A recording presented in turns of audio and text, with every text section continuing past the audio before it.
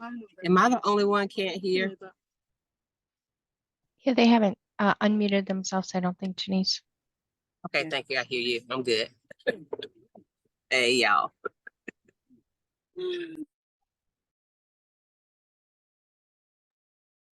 We'll have our own party, right, Janice? Yeah, we can party without them. Well, I've thought that, but I was like, okay, it's so quiet. Am I missing something? Did it start? No, they're the tree and we're the mistletoe. Okay, look, with with that said, then I can speak to everybody. Dr. Henry, Judy, and Cheryl. And I don't see anybody else. I see Hi, Zoom team. Yeah, I see a screen, ABW, and Samsung. Okay, let me see. Did I miss anybody? No. All right. Well, I'm hanging out with my daughters and Zooming today. So if I go on Avatar, I'll still be listening. Cool. Just make it a fun avatar. Yeah, I don't know about that one. I'm gonna see if I can. I'm gonna see if I can get my fine community in there.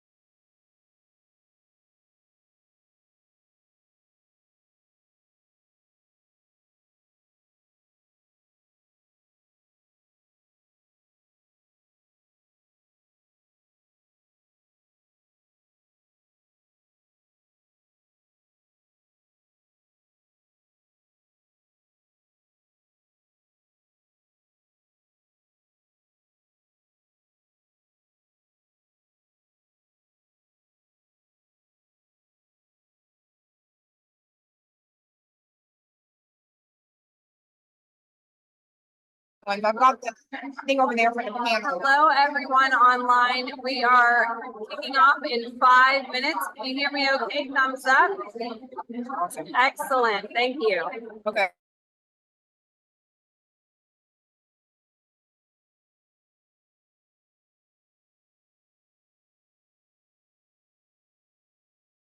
Okay, now I look like Ann and Cheryl, the board member.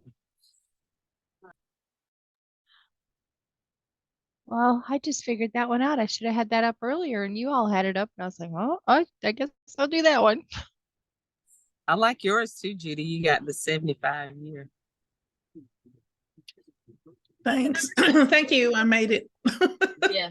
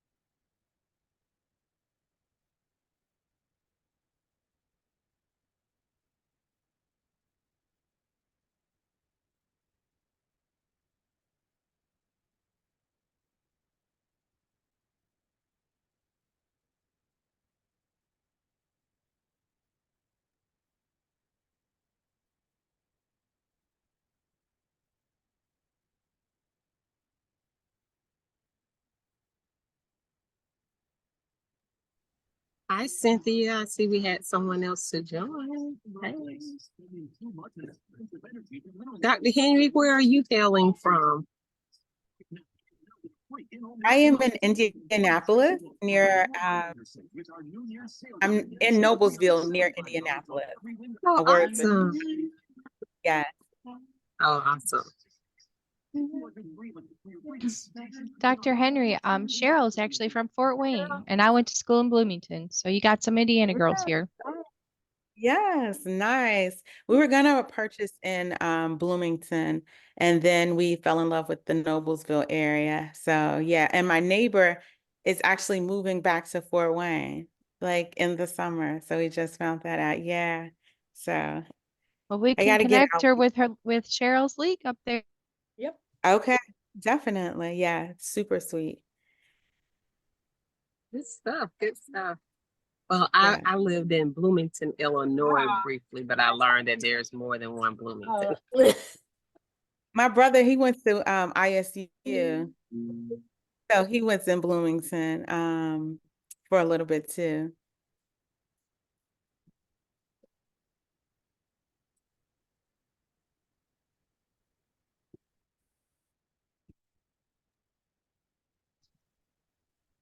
Hey, Miss Wallace, how are you? I'm doing well. How are you doing? Awesome. Glad to see you here today. Thank you. Thank you. I'm glad to be here.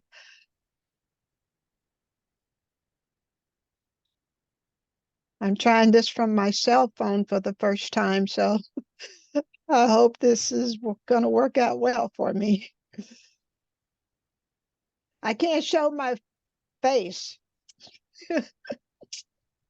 Hey, Evie, you're looking good. Even with your avatar on, we're doing what we got to do on Saturday, right? Hey, Yeah, Deborah, Cynthia, Laura. Hey, Laura.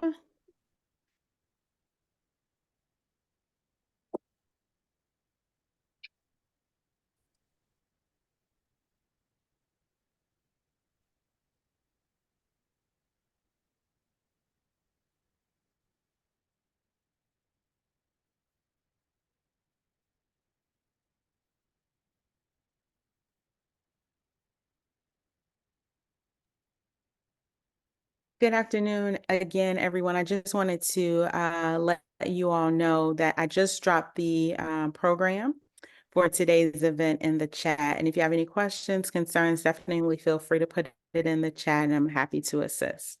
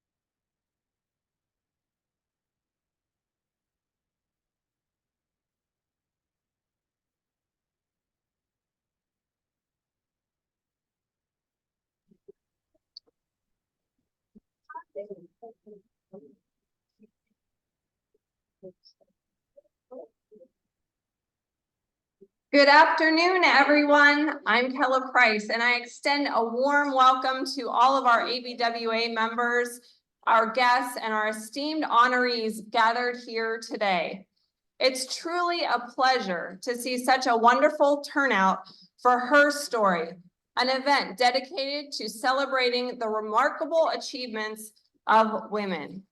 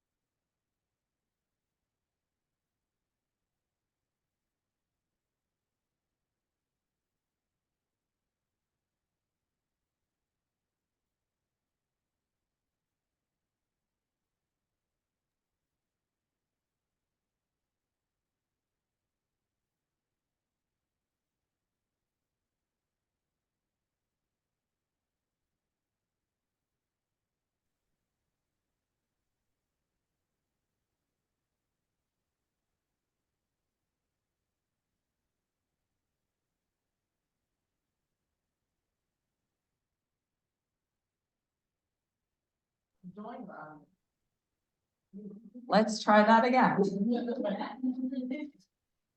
Replay, rewind. Good afternoon, everyone. I'm Kella Price, and I extend a warm welcome to all of our members of the American Businesswomen's Association, guests, and our esteemed honorees gathered here today.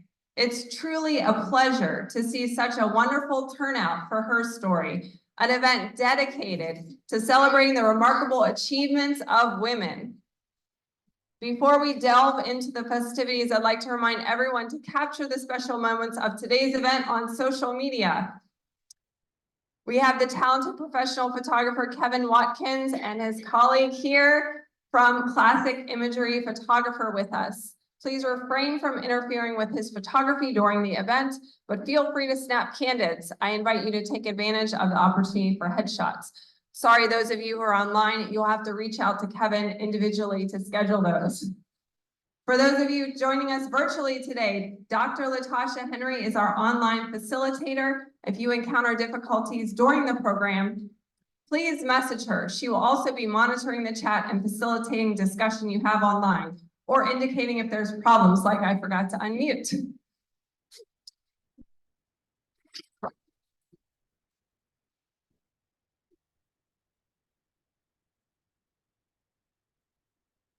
As we gather here to honor the accomplishments of women today, it's essential to acknowledge the significance of Black History Month.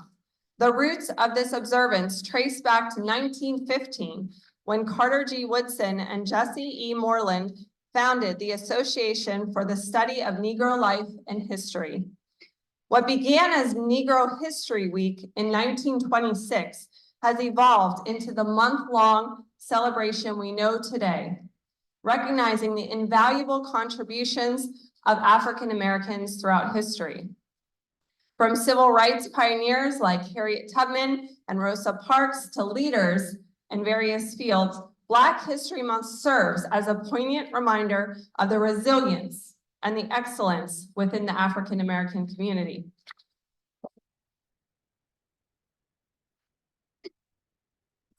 Here at ABWA, our mission is to empower women through leadership, education, networking support, and recognition. We have local leagues in the area dedicated to fostering professional growth and development.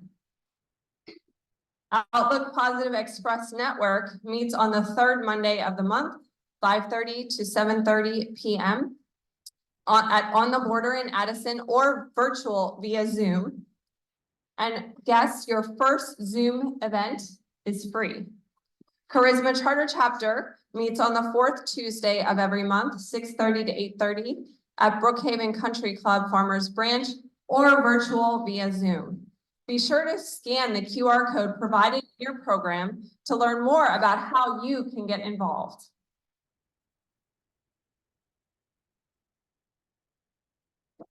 Once again, I'd like to express my gratitude to each of you for joining us today as we celebrate 6 remarkable women whose achievements inspire us all.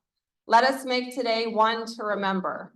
We're going to kick off with some quick table introductions. So if you'll introduce yourself to the individuals at your table, name, occupation, your business, from the mission statement, leadership opportunities, education, learning, networking, or recognition, which aspect of the association interests you most? And relevant to today's event, is there a woman in your life who has positively impacted or inspired you? And who might that be? So I'm going to ask that you 30 seconds or less. We have 5 minutes for this activity. For those of you who are on Zoom, Latasha will invite you to join in breakout rooms for that. Don't forget to share your business cards with individuals at your table or your contact information on Zoom. Enjoy.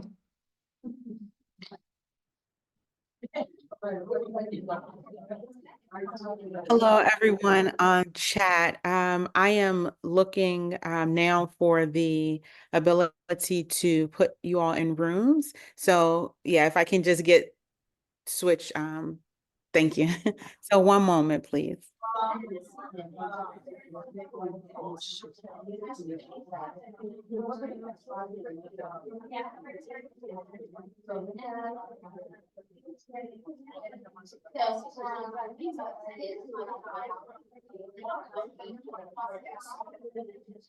You should be good now, Latasha.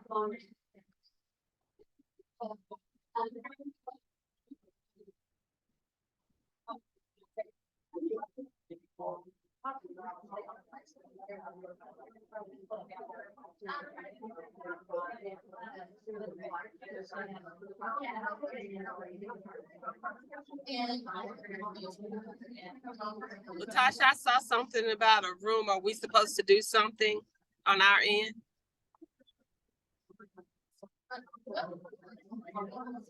You're muted. So sorry, one moment. I'm going to redo that. Hold on.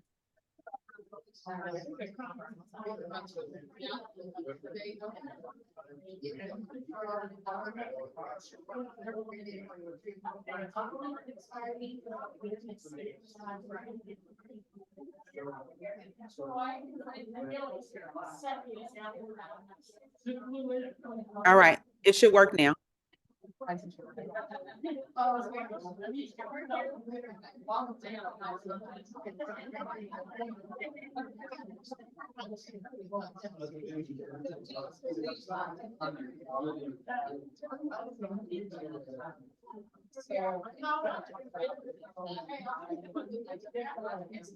Is anyone having trouble getting into a room?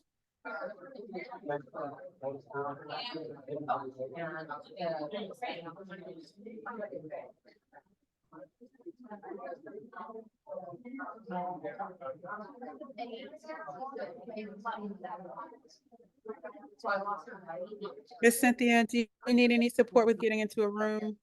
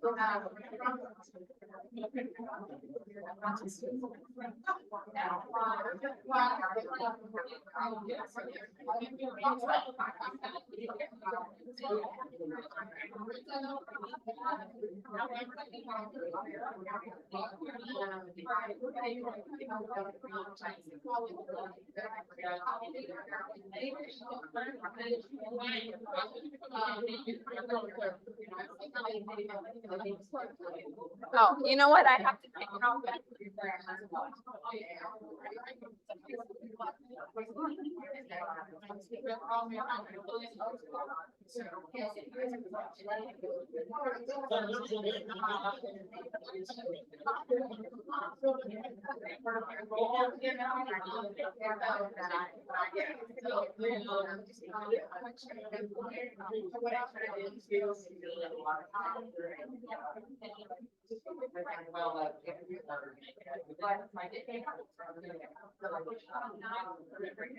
You have 90 seconds left.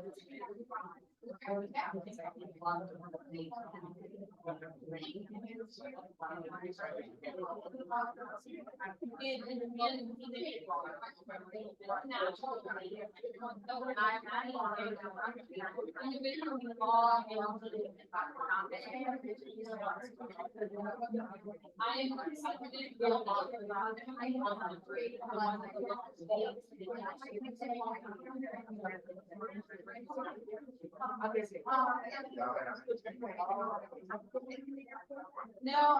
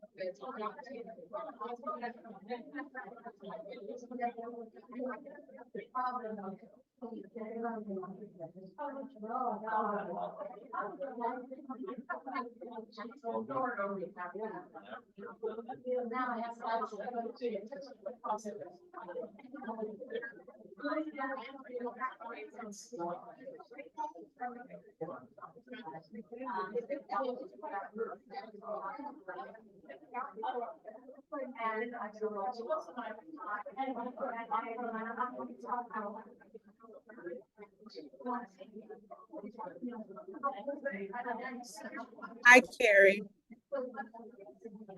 I'm Latasha. Everyone's in breakout rooms now. I can see that. I can place you in a breakout room. I was kind of jumping in between. Yeah, Dr. Kelly?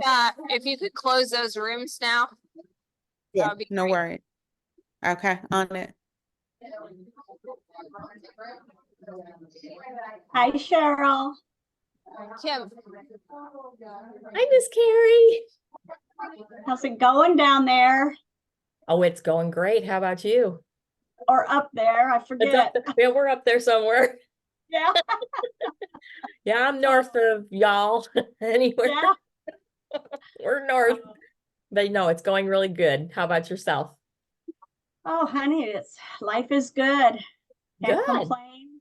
Yeah, Yep, that's the way we like it. that's right. That's right. And we have our Yeah. friend Dr. Latasha Henry, who is our moderator online, and she's doing everything Yeah. she can do. So Oh, that's so sweet. she's Thank you, Cheryl. she's with ABWA Open, but she's in Noblesville, Indiana. I think I'm gonna have to hook her up with some leagues up here in Indiana. Oh yeah, for sure, for sure. I'm happy to get to work. So yeah, feel free. Absolutely. Absolutely. I'll mute and we'll see what happens next.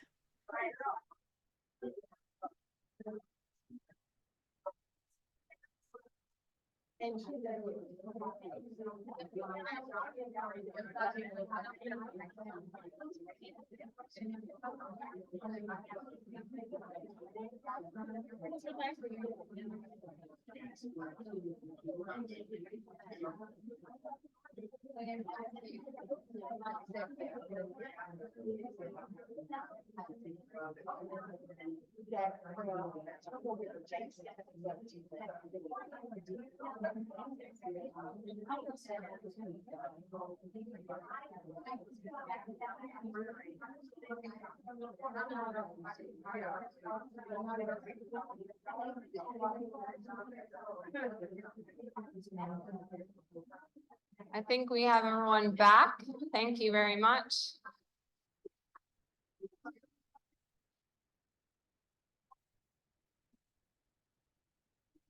Normally, we say the Pledge of Allegiance to honor our country, but today we are going to enjoy the national anthem with Kim Stengel. If you'll please rise and put your hand over your heart. Oh, not for the anthem, only for the pledge. No, for the national anthem. Okay. Please join in the national anthem. Oh, say, can you see by the dawn's early light what so bright the twilight's last gleaming, whose broad stripes and bright stars the last fight o'er the was so gallantly streaming.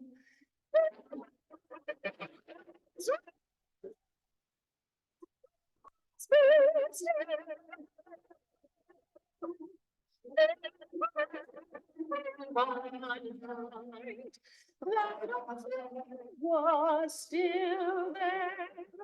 No sin so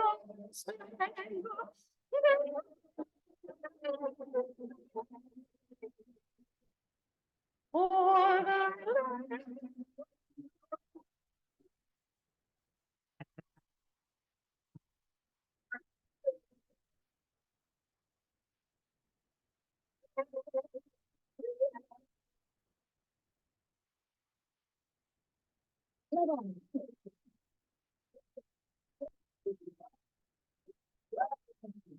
Wasn't that incredible? Thank you, Kim. For those of you who don't know Kim, she is a multi-talented individual and she is a beautiful singer. I'd like to welcome my Vice President of Programming, Pat Albuquerque, to the stand.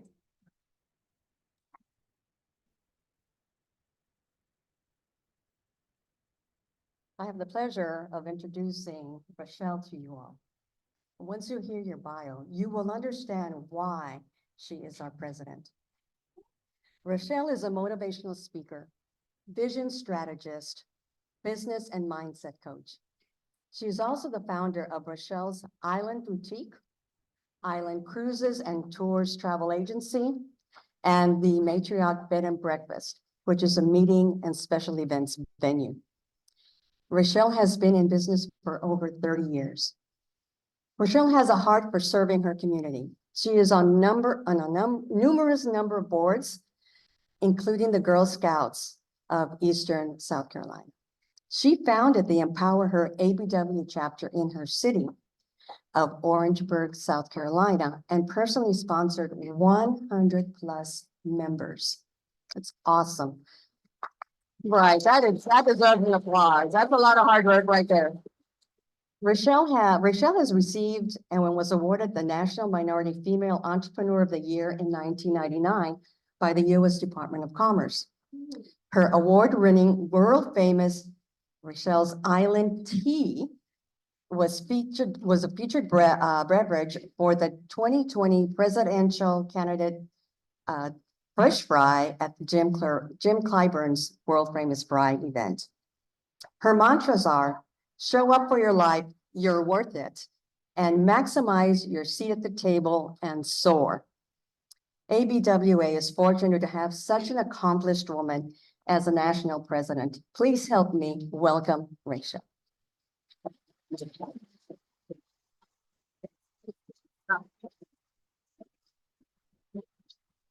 Thank you, Pat.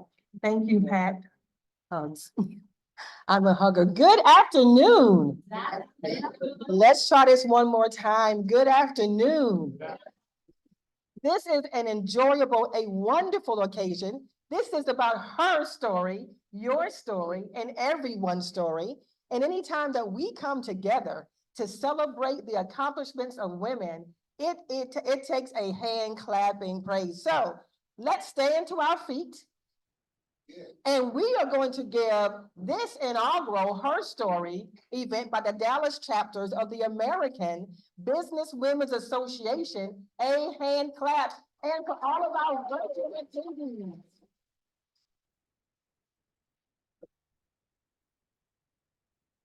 Thank you. Such a beautiful group that we have here. To our virtual attendees, thank you for attending this wonderful event today from all over the country and throughout ABWA Nation. Thank you. I am Rochelle Jamerson Holmes. I bring you greetings from the Empower Her chapter of Orangeburg, South Carolina, and I am the national president and bring you greetings from the national office, Renee Street, our executive director, and our national board, the Visionary All-Stars Board. We're so excited about what the Dallas chapter is doing here in the Texas area to recognize women, because this is definitely an honor. Celebration of women's accomplishments. As we take a look at that in the mission of ABWA, we give every woman across the U.S. an opportunity, personally and professionally, to show up, step up, and level up in their lives through personal and professional enhancement anywhere that they would love. Now, what woman would not enjoy having that opportunity? So today, I recognize some faces, and we have some guests that are visiting to us today. So if our guests will please stand. Let's give them a hand. All guests, please stand. All guests, please stand. If you're not an ABWA member, please stand. Look at this. Wow, wow. The power of ABWA.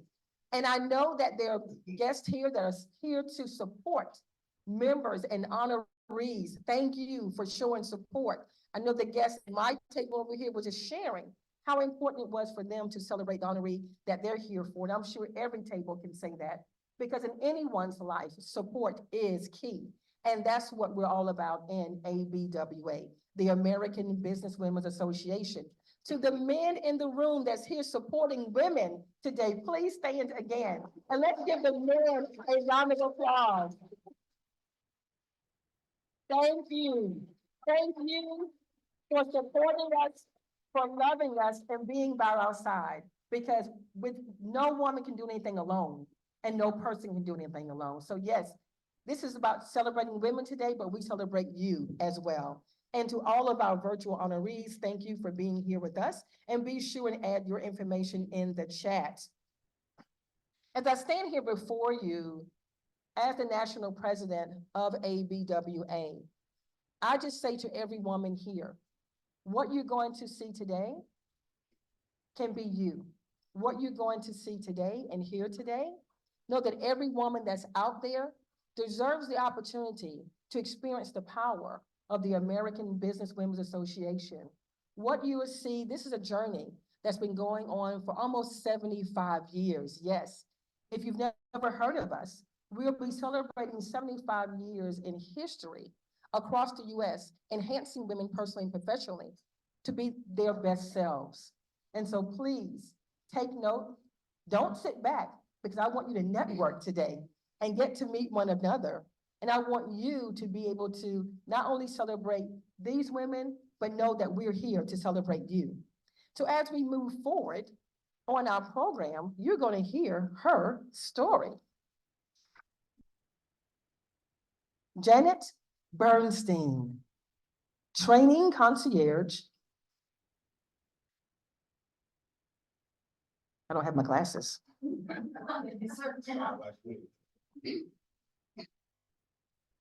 Rewind. I tried. It is something I'm getting used to. Janet Bernstein, Training concierge, certain path training. Janet, where are you? Please stand.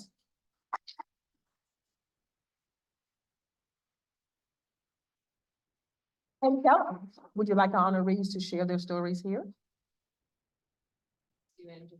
All right, all right. Allison Berg Haley, please stand. Executive Director Fowler, Heatherly Jimmy, congratulations. Jessica Marin, owner, Marion Child Care University.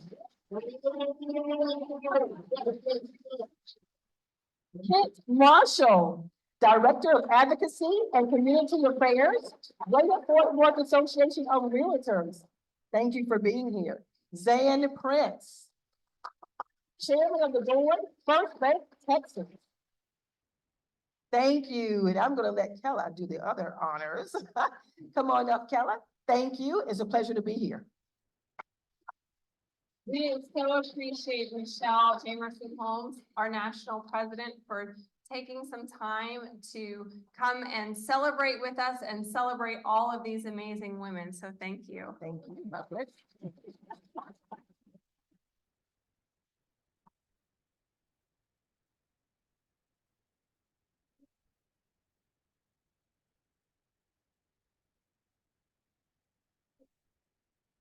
So now we are going to transition and get to hear each of her stories from each of our honorees today. I'd like to invite Pat Alva-Kraker back up to the podium. Thank you. Thank you. We are first going to hear from Janet Bernstein. Janet is a national speaker and a 9-time published author. Her 6th book, The New Rules of the Sisterhood, was featured on Good Morning Texas. After a 17-year career as an insurance agent, she launched her own business in 2015, helping business owners with branding, social media, website design, and publishing. In 2022, she joined Certain Path as a coach and a training facilitator for business owners. She was soon promoted to a new role as training concierge, where she works with clients to provide customized training plans to help their businesses grow and prosper. When she is not pouring into others, she is probably enjoying chips and queso at a local restaurant with her husband, Harold, who you just met. Together, they have a blended family of 5 young adults, a rescue pup named Harley, and a precious yet spoiled 3-year-old granddaughter, Remy Morgan. Help me welcome Janet to the class.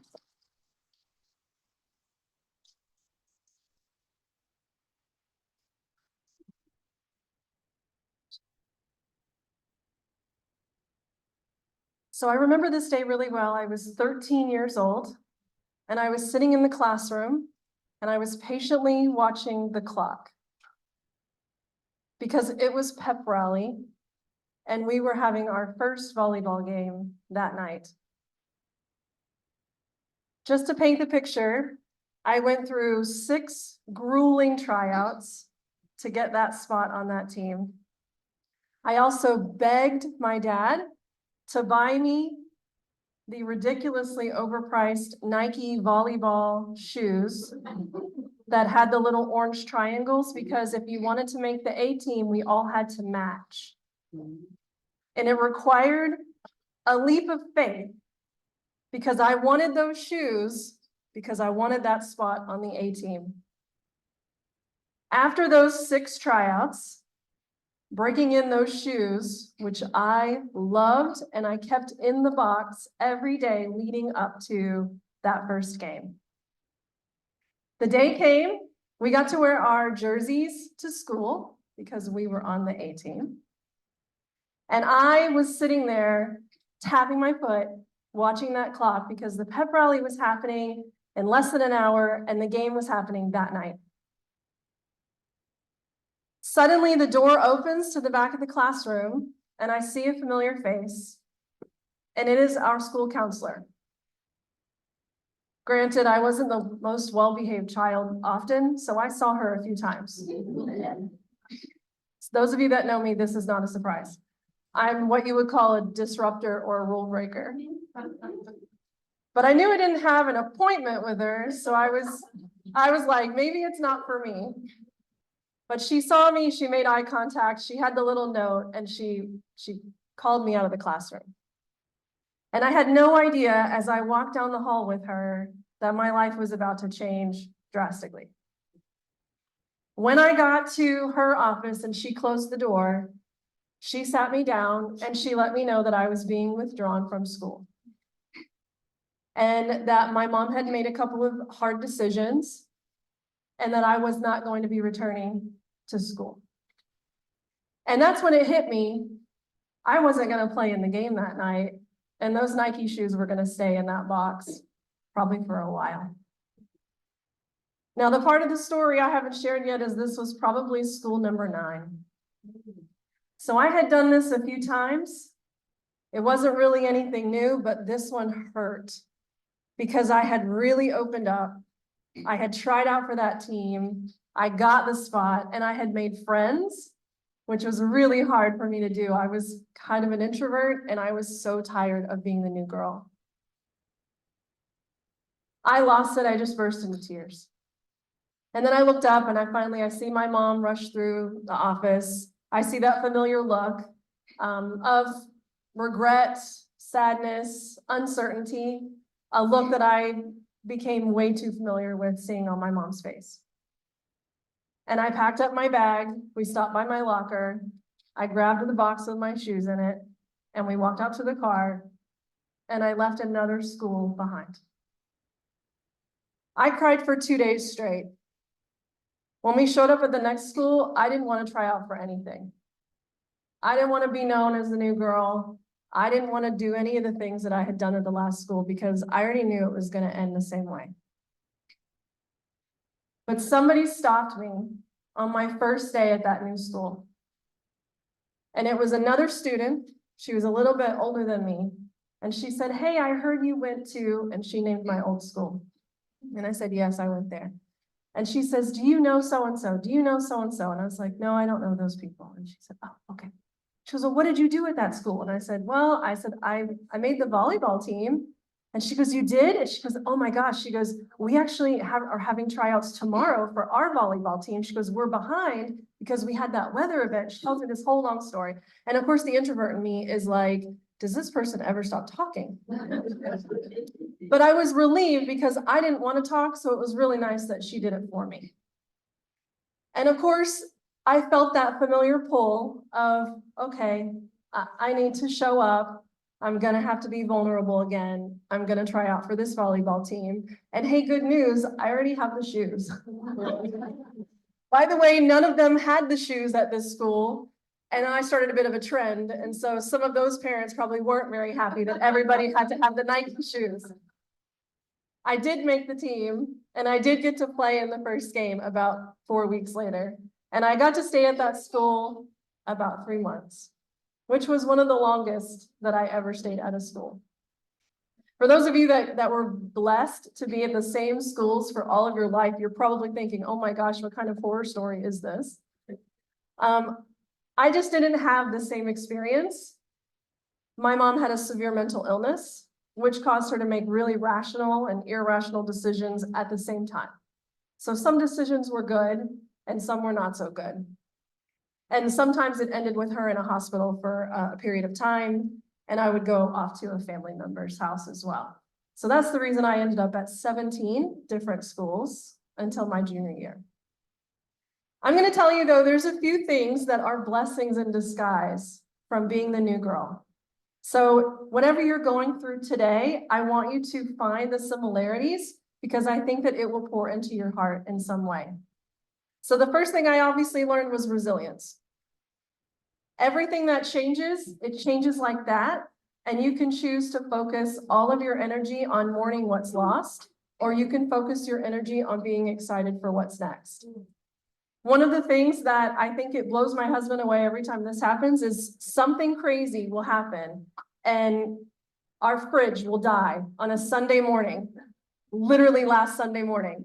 My daughter comes to the door, knocks on the door and says, Mom, everything in the fridge is like not cold. And I was like, ew. And I'm already thinking, okay, things are gonna smell. Oh, there goes the new cheese. Man, I really love that smoked Gouda. I was really bummed about that one. The creamer on the top shelf, that's gone for sure. Any yogurt based, right? All of us moms are like, yeah, don't touch that. If it jiggles too much, not good. Instead of freaking out or being upset, I literally pulled out my phone and went to Lowe's.com and started looking at fridges. And he's like, what are you doing? And I'm like, well, we need a fridge. He's like, now you're just gonna just buy a fridge? And I was like, well, we're gonna need a fridge. And I'll tell you, growing up the way that I grew up, this was not a big deal. I was like, this is just a fridge. We got another one in the garage where we keep the, adult drinks for the kids that come over that complain about everything else, right? And they're like, oh my God, do you have LaCroix? So we've got all those out there. So I was like, we can make this work. And we were very blessed that we were able to jump through hoops and get a fridge delivered pretty much the next day. But I don't fret over these things anymore. If something happens and things go south, I already know I've been to hell and back. I already know that. It could be way worse. And there's a lot of people that have been through way worse than me. So resilience was probably the first thing I learned. Number two, I had to learn to be adaptable. Every school I went to, I was either ahead of the game because I already read that book, or I was behind the ball because they just started a book that I hadn't even thought you could read in 9th grade. And now I had to catch up. And by the way, I was an avid reader and writer, and I eventually became a published author because I love the written word so, so much. But I had to become adaptable because every single room they would be like, oh, here we are, we're doing algebra 2 in here. And I was like, we're doing what? And I was like, I hadn't even done algebra 1. And they're like, well, unfortunately, you're behind. Your last school should have been doing this or should have been doing that. I tried out for things just because I was like, you know what? I mean, can't be any harder than what I've been through. I played volleyball, I played softball, I joined choirs. I became a president of like a glee club. I didn't know what that was going to entail, right? Later, I saw the show Glee. It was nothing like that. Nothing like that. I promise you, it was way more disorganized and it was more just getting together with snacks and pretending that we could entertain a group like this. The next thing I really learned, though, was finding my voice. One thing I loved about being the new girl that I still kind of love when I walk into rooms, especially like this, where I don't know everybody, is I can be whoever I want that day. If I decide I want to be bubbly and almost extroverted, I can do it. I can put on that big smile and be like, hey girl, let's go. Yes, let's meet for brunch. I can play that role really great. But I can also play that I'm a little shy. And some days I choose which role I go with. And that's okay. We're women. We're allowed to do that. Guys, you can do it too, but it's just weird. just be you. The next thing I really learned was advocating for myself. And if there's one lesson out of all of these I really want you to hear most, it's this one. No one is going to advocate for you enough. They're not going to know what you need, and they're not going to know what you want most. You have to advocate for yourself. There were times where I wanted to throw in the towel and walk away, and I couldn't do that because my future depended on me showing up, even at every school, with every new class, and for that volleyball team where I made amazing friends, even if it was for a short period of time. Thank you.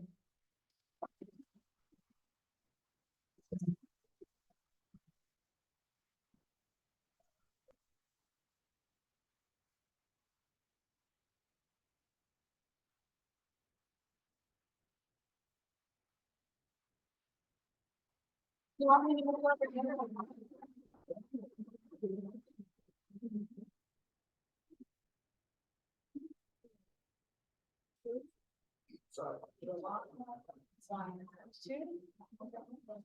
Beautiful. Thank you.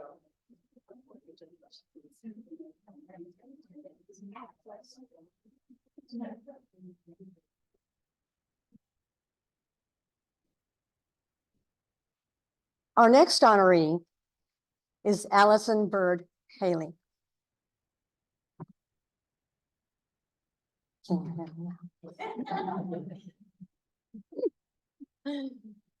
Allison is a native Texan and she lives in Plano. Well, for those who live here, it's just right up the street. She has had a passion for caring for others ever since she was a child. She has taken on various roles in the healthcare industry, and that goes for almost 30 years. Today, she is a health insurance broker, and she assists clients pick the perfect healthcare plan for them. Allison is the mother of 2 beautiful children. For 10 years, she was a single parent until she met her knight in shining armor. In 1998, her second child was diagnosed with cancer. Allison poured all her time, her attention, her expertise in healthcare into his care, and he is now cancer-free.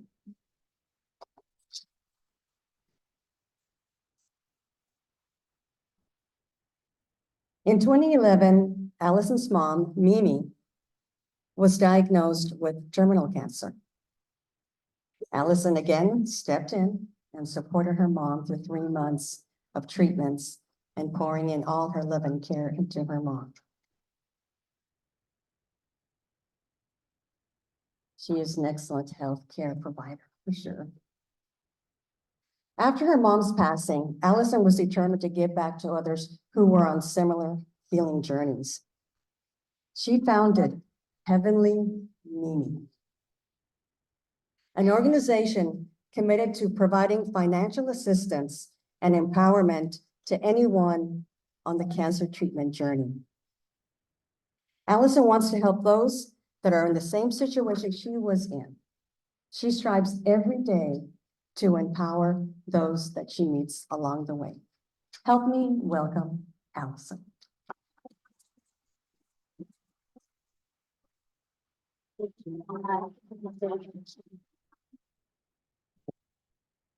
Thank you so much for having me here today. So it's all about support. So I have a question for everybody.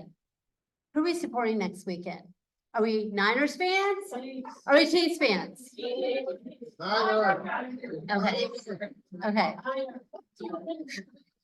Well, it's all about the support. One red team's gonna win. So I'm hoping the Niners win because if they don't, my husband's not gonna be happy. But anyways, I'm gonna support him, but I will be happy for, Taylor Swift's boyfriend if he wins, whatever. So,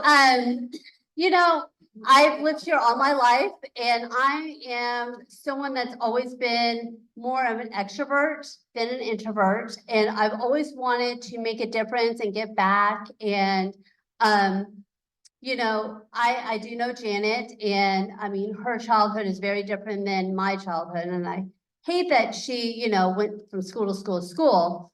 I did not. I had very supportive parents, especially my mom. And obviously, a mom means a lot, and that's why I strive to be a great mom. And I'm so grateful today because I'm now a mom of 5 children. The last one just became an adult today. He's 18, so hallelujah.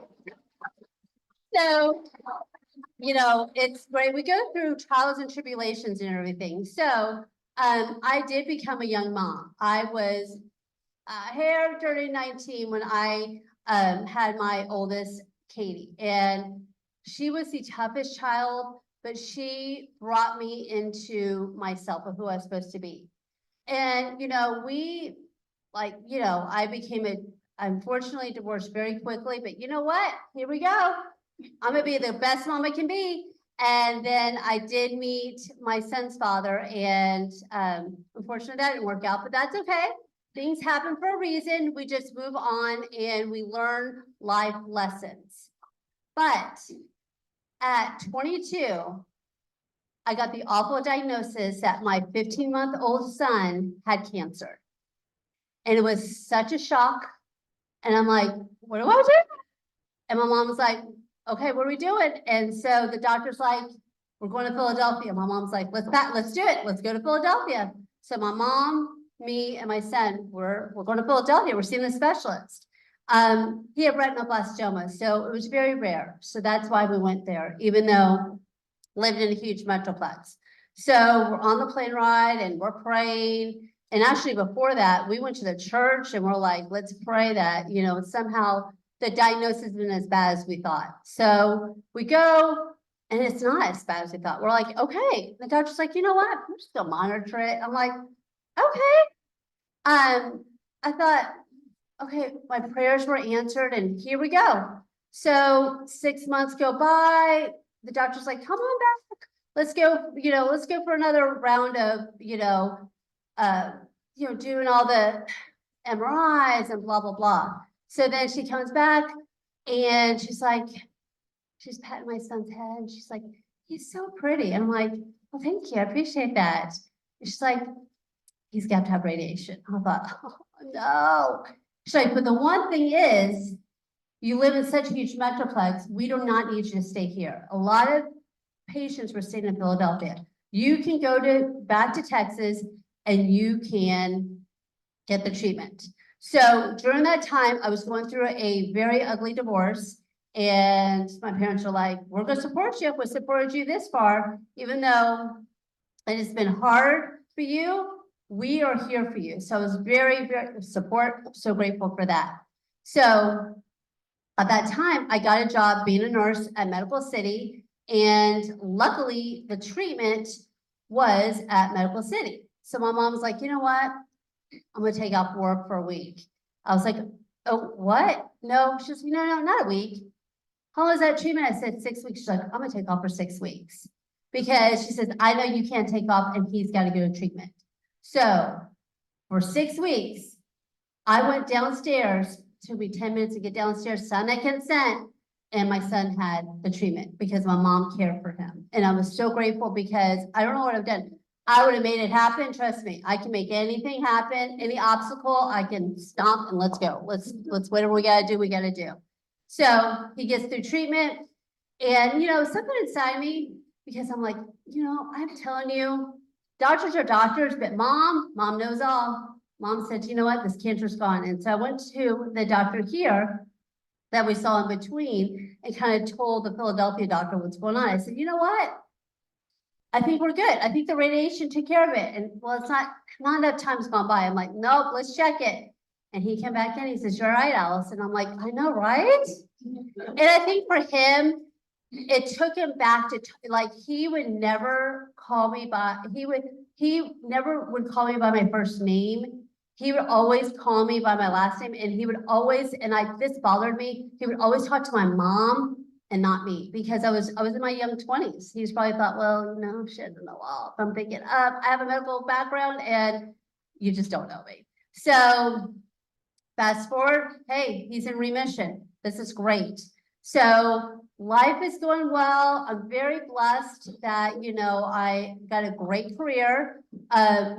And then, I decide to leave Medical City and I decide to go into medical sales because the doctor I work for says, you know what? You have such ambition. You can talk to anybody. And I think that's the best thing to do. So that's what I did. My journey's going on. I'm doing well. And then all of a sudden in 2011, I find out my mom gets diagnosed with cancer. And my mom didn't tell me. What happened was, because if I know something, if I know anybody needs help, I'm going to jump in and say, what are we doing? We're not waiting. We can't have you think about it. We're doing something. My sister told my 17-year-old daughter, Katie, Mimi's got cancer. And she felt such guilt. She came to me and she's like, oh my God, I didn't want to tell you this, but I have to tell you Mimi's got cancer. I told my husband's like, what are we doing? I'm like, we're getting in the car. So we get in the car and my mom was in Carrollton. And I'm pounding on that door. And she opens up and she's like, what? I said, yeah, what? And I was like, what are we doing? Let me see the report. So I was reading the report and obviously I knew it was bad, but I never let my mom know how bad it was because I didn't want her to feel that I was anxious about it because then she'd be anxious and I did not want that to happen and everything. So I thought, you know what, Mom, let's get you into the doctor because the doctor said, you know what, take a couple of days, breathe on it, and then I'll find you an oncologist. So it's like, nope, we're gonna find you an oncologist. So within the day, actually probably 2 days, I found an oncologist, and we go, and it obviously is terminal. And I was like, Mom, you know what? There's hope, there's hope, there's hope, there's hope. And I'm always a true believer that there is hope, and you can always believe, and you can always be there, support somebody, even when they feel like there's no hope. And in between this, I have a 17-year-old at home, a 15-year-old, and then I have 3 wonderful stepchildren that I feel like they are my own. I mean, now they are, 21, 19, 18. I've had them since they were 5, 3, and 2. So I'm trying to be the best mom I can be. And then my husband's trying to be a great support system, but I'm just feeling like, okay, what am I doing? My number 1 mission, since my mom was such a giver to me, is to give back to my mom. So we go to the doctor. Obviously, it's terminal. Obviously, we've got to do chemo. It's gonna save her. It's gonna save probably, somewhat of the symptoms, but not her life. And I'm like, okay, we're gonna give her 5 years to live. I was like, okay, I can 5 years, okay, whatever. And went through the chemo. Chemo was awful. I pray to God no one ever has to go through that. But she lived 3 months. It was such a shock, but she lived 3 months. And then afterwards, I thought, what is my purpose in life? What am I supposed to do? Do I donate to the American Cancer Society? Do I volunteer for Susan G. Komen? I don't know what to do. So something inside me said, do something in memory of your mom. So that's how Heavenly Mimi came about. So Heavenly Mimi helps, and we're very unique because we help any type of cancer at any age range, because obviously, I have the loss of my mom, but I have my son, and I wanted to bless others. I wanted to make the difference and be the difference, because that's the thing. It takes one person to make the difference, to be the change, to do all we can do, and I did it because I think that there's not enough cancer, I hate to say it, foundations. So I wanted to be that. And in between, like I said, I'm parenting kids. And then I decide to go into a different industry. I left medical sales. I went into health insurance because I'm like, listen, I want to make sure everyone's protected. So if they do get cancer, I can help them and I can support them. But from what I've done, I've shown to make a difference, to never give up, to live your dreams. And I'm so grateful to do that. Because like I said, I've got thriving kids. My oldest is a police officer. My husband's a police officer. They serve in a different way. I just want to serve because I want to make a difference to anybody I come in between, anybody that I come and want to be their friend. And I want to be everyone's friend. I want to support everybody. And I want to thank you today for this opportunity.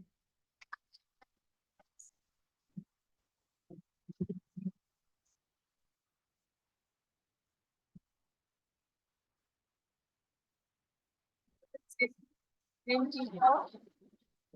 Have a good day. 1, 2.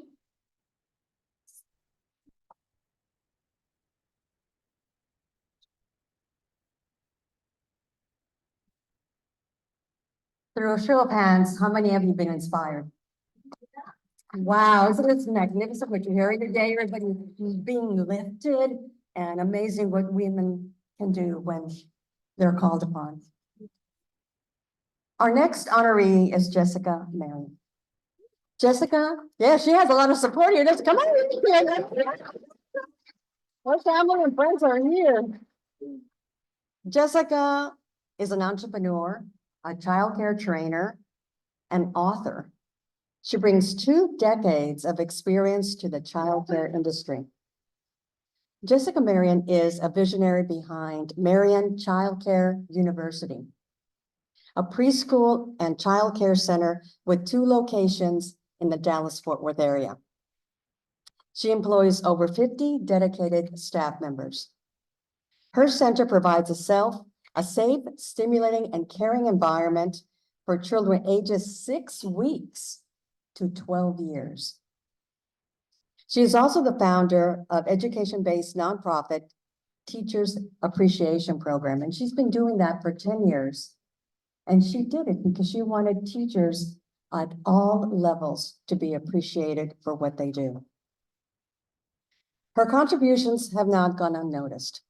She has received accolades such as the Extra Mile Award from the Arlington Alliance for Youth, the Pearl Award from Perfected Magazine, and Grassroots Certificate from the City of Fort Worth. Marian Child Care University stands out on the global stage as well, and she proudly earned the 2024 Global Recognition Award. Beyond her professional achievements, Jessica serves as a licensed minister at Walls of Jericho Deliverance Church under the guidance of Reverend John Reed.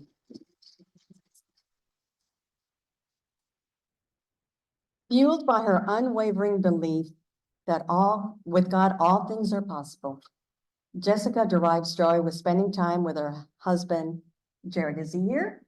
Jared's in the house. Her godson, Zayden Anderson, and her cherished family and friends. Help me welcome Jessica.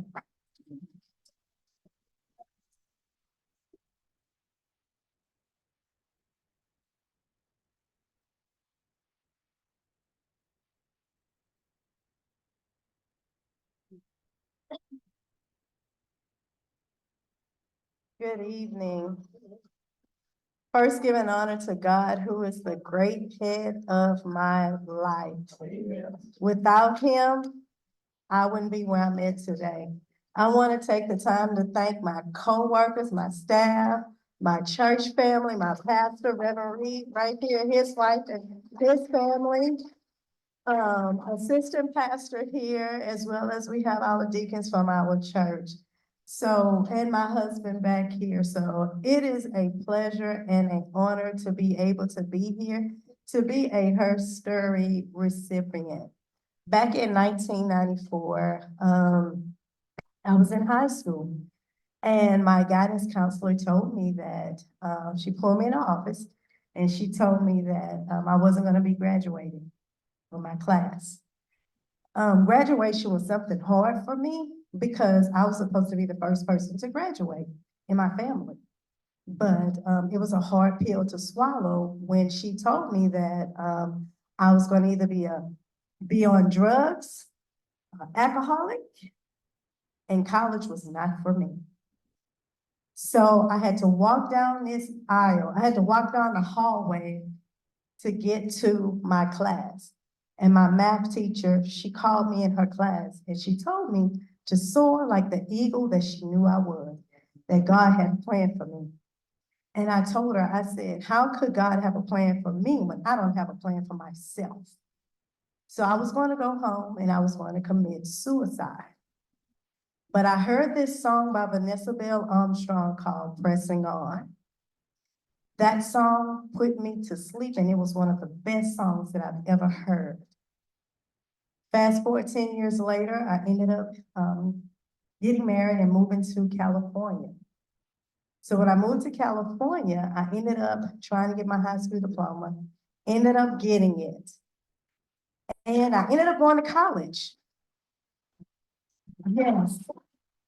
That's where I found out that I have a learning disability called dyscalculia. Back in school, they ended up having, which is called, back in high school, they ended up having, which was the state exam. And everybody around my age, they know what the state exam was. You had to pass that test or you could not graduate. It didn't matter if you passed all your classes. And they started that back in 1990, the first year that I got to school. So the enemy was trying to attack me in my life. So I was born out of wedlock. And then it's just different things started happening in my life. And so when I tell you, I ended up going to college and that's where they found out that I have dyscalculia. I read numbers backwards. And so my guidance counselor told me, she said, since you read numbers backwards, she said, you should not be a CPA. You don't need to be trying to be a tax person. You don't need to be doing all these numbers. She said, but you need to find people to do things for you in order for you to be successful. So she pushed that success in me. But me, I thought that, why is this person doing so much for me? Because for number one, people told me I was stupid. They told me I was dumb. They told me management was not for me. They told me that I should not be thinking about being a teacher, that how can I be a teacher when I can't even get out of high school. So the thing about it, the reason why I'm happy for her story is so that we can help other people and share our story to let people know that with God, all things are possible.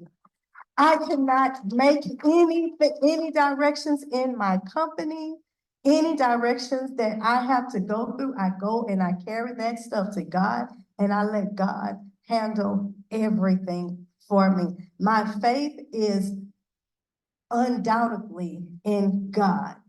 If it had not been for him, I wouldn't be where I'm at today. And so my thing is, I tell any and everybody that whenever you're going through issues in life, keep your head up high. It doesn't matter. We all gonna have trials and tribulations. The enemy comes to rob, steal, and destroy. But the thing that happens is that we are all conquerors, and God will bring you out whiter than snow. People look at me, they don't even know that I have a learning disability because of the things that I went through. I went from making $15 an hour to managing schools that are over $1 million. I've never touched $1 million until I ended up having my own business. And I'm not saying it to brag, but I'm saying when you come from making $15 an hour and stepping into this role and not having nobody mentoring you, I was self-made and I was self-taught by God. And so my thing is, once again, I tell you today that it doesn't matter how it look like on the outside. What God has put in the inside, can nobody stop you, can nobody hold you back. My schools are now up for nominations of Small Business of the Year award twice this year. So to God be the glory. I was able to pass a proclamation called Fallen Teacher Award. For the city of Arlington. We have a National Fallen Teacher Day for the city of Arlington. So thank you guys so much for this day, and I really appreciate you guys.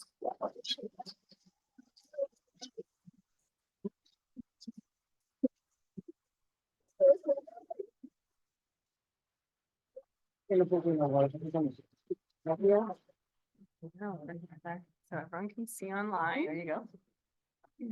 All right, look this way, ladies, on 3, 1, 2, and 3. Wow. And ladies, big smiles. 1, 2, and 3. With faith, all is possible, right? Her story really is amazing with that, right? With faith, all is possible. Our next honoree is Kit Marshall. Kit is a resident of Aledo, Texas. She has a degree in social work and spent several years as a social worker, 18 years in the nonprofit world. So for any of you who want to know anything about nonprofit, she's your subject matter expert for sure. And 18 and a half years in the emergency management with the Parker County Office of Emergency Management. While working full-time, she spent 20 years volunteering as an elected official in Aledo, 16 as a mayor. Amazing. During that time, she served as president of Aledo Economic Development Corporation. In 2023, Kit became the Director of Advocacy and Community Affairs for the Greater Fort Worth, Association of Realtors, where she can utilize the skills and relationships that she has built over 20 years of public service. A well-respected community leader and volunteer for many Parker community organizations, she earned the President's Lifetime Achievement Award for volunteerism. It's amazing. Kate is a founder, the member of both Rotary of Aledo and East Parker County Chamber of Commerce, and board member of Pro Ministries, just to name a few. She and her husband Hugh have 2 children and 4 grandchildren. Help me welcome Kit.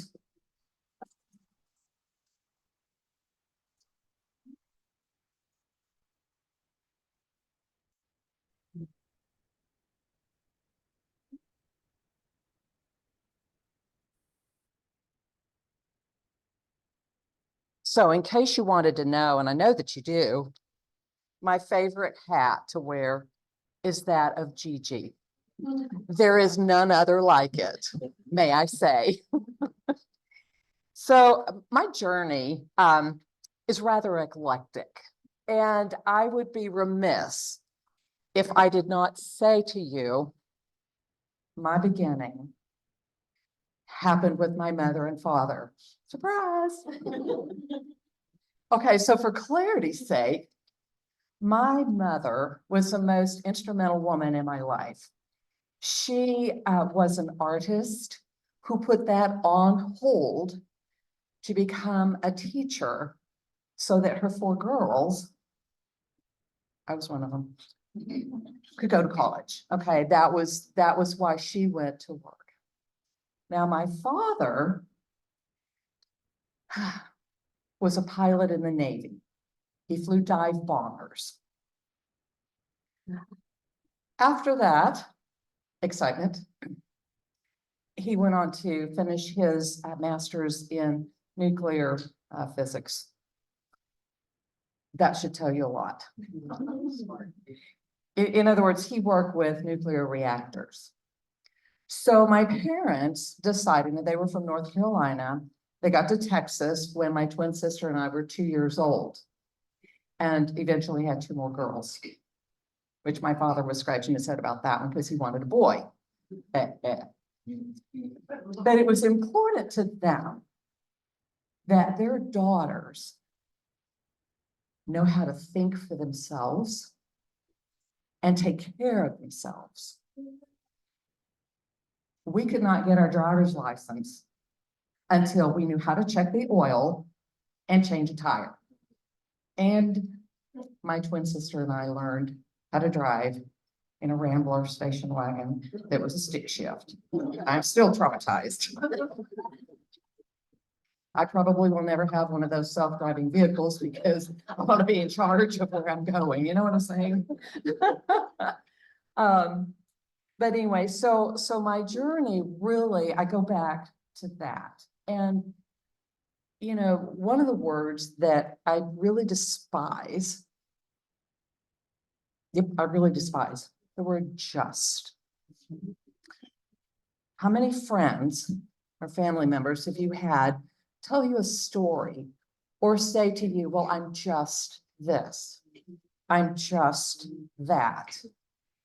And you don't know me, but it should not surprise you that if that conversation happens with me, I stop the conversation and I say to them, excuse me, but we are not just anything. We are. We are. So I would challenge you all that as you hear the word just misappropriately used, that you stop and lovingly correct them. I call it mentoring. Okay, I'll also tell you that my maiden name was Smiley. So, you know, for me to have a frown, I really have to be not in a good place, which doesn't happen real often. But so my journey really, as you heard, I like to volunteer. I would have been a professional volunteer. However, it doesn't pay bills.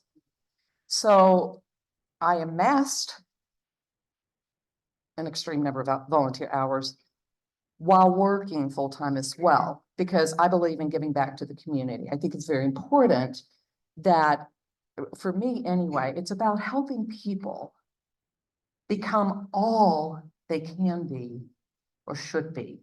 Now, granted, everybody has free will and can make their own choices.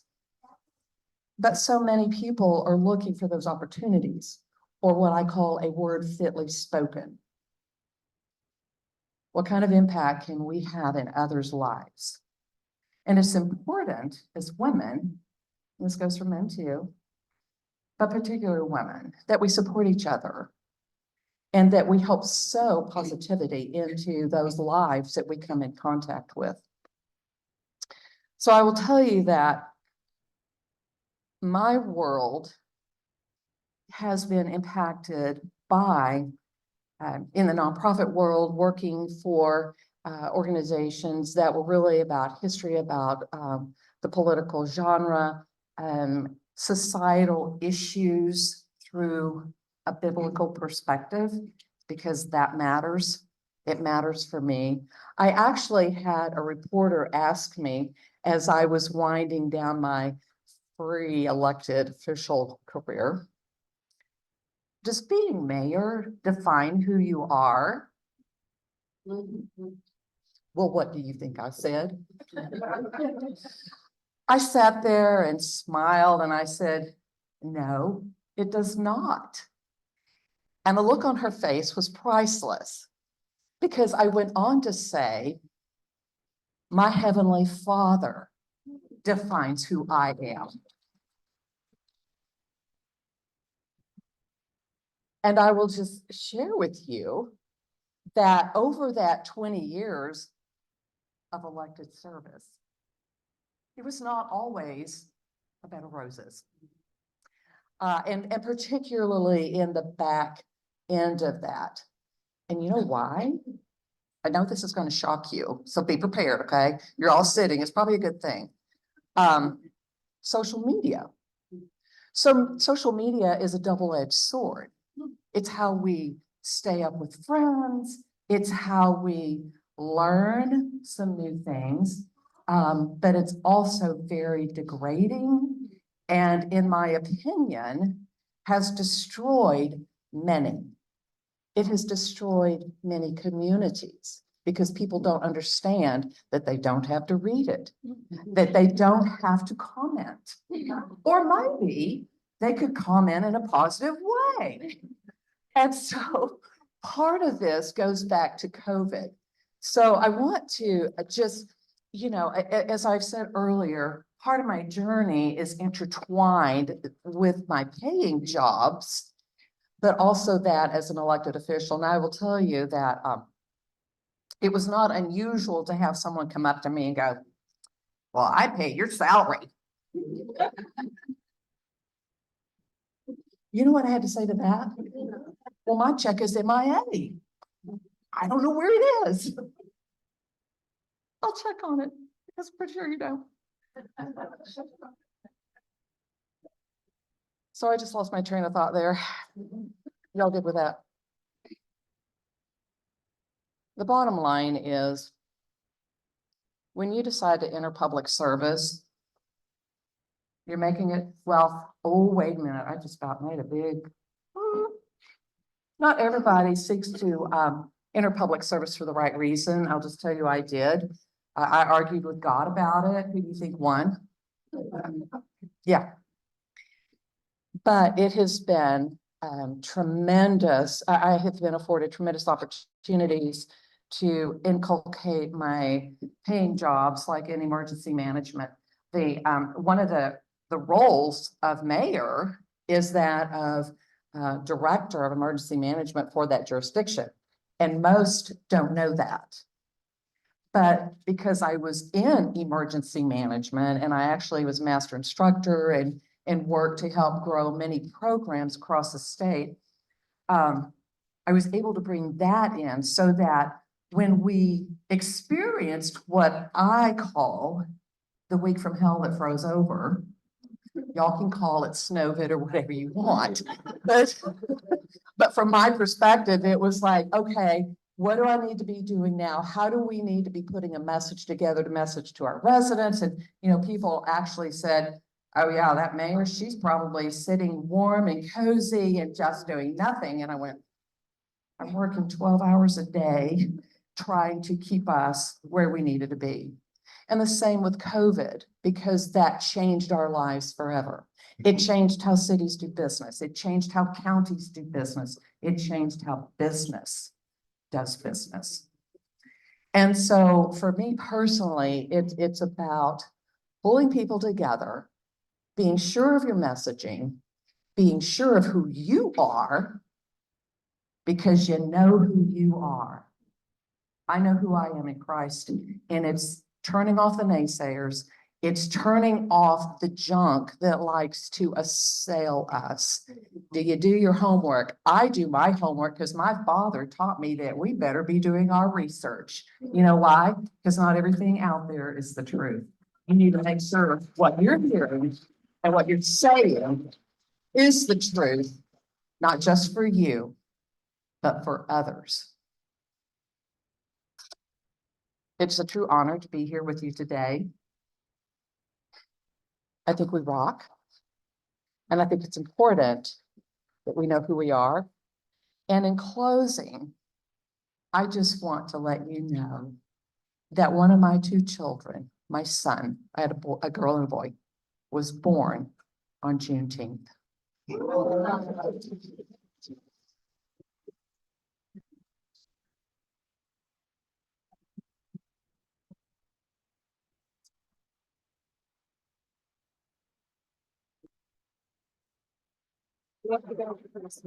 it online.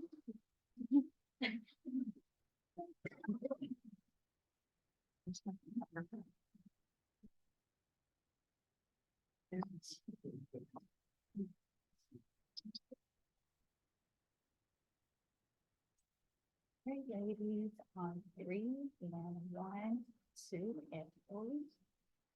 Okay.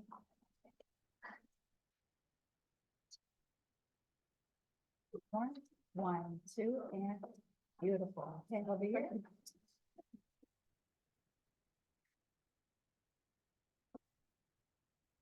How many are inspired to know more about these amazing ladies? How many of you want to know more? Raise your hand, clap, absolutely. After our introduction and our time with Zhang, we will take a break and you will have the ability to network and get to know these ladies a little more. So please take advantage of the opportunity. There's a wealth of knowledge and experience in the room. Zan Prince. Zan Prince is a business and community leader.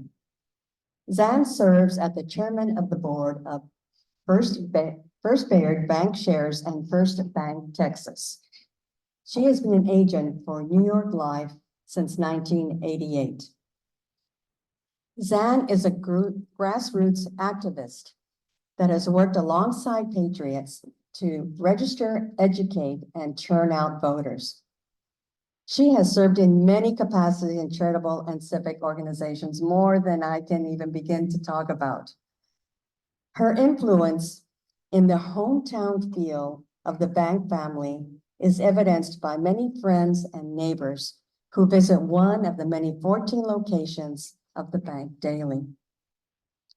The family feeling for the employees has created a great place to work and do business.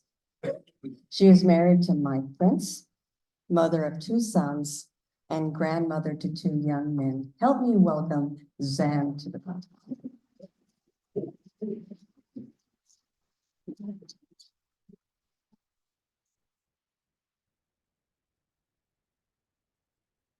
So good afternoon, and thank you so much to all of y'all for being here, for ABWA for putting it on. What you do is amazing. It's all about touching people and building relationships, and it's what we do in our bank life. It's what I do in my insurance life, my political life, because when it's all said and done, relationships are what really make the world work. And to many who have said it before, the first and foremost relationship is a personal relationship with Jesus Christ. So I want to take you kind of on my journey and start with how my career started. So a very long time ago in a small downtown area, I became a self-employed business owner. And I'm going to tell you the story because I want you to know how times have changed. And I want you to know that you can change them from here forward. And in that small business on that street in downtown, I was the only female business owner. So when we went to chamber stuff and we went to downtown Denison stuff, when I went to the coffee shop, it was me and the guys.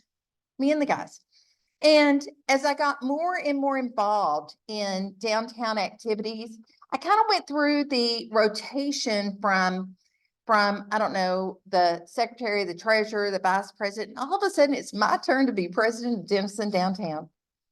And those guys that I drank coffee with and served with all those years, they decided that a woman couldn't be president of Denison Downtown.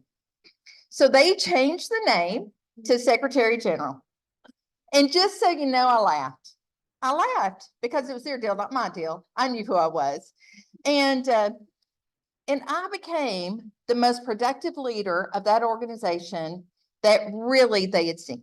So I saw problems that involved fundraising, collaboration, and really it's kind of a strange subject, but it's going around all over in downtown organizations.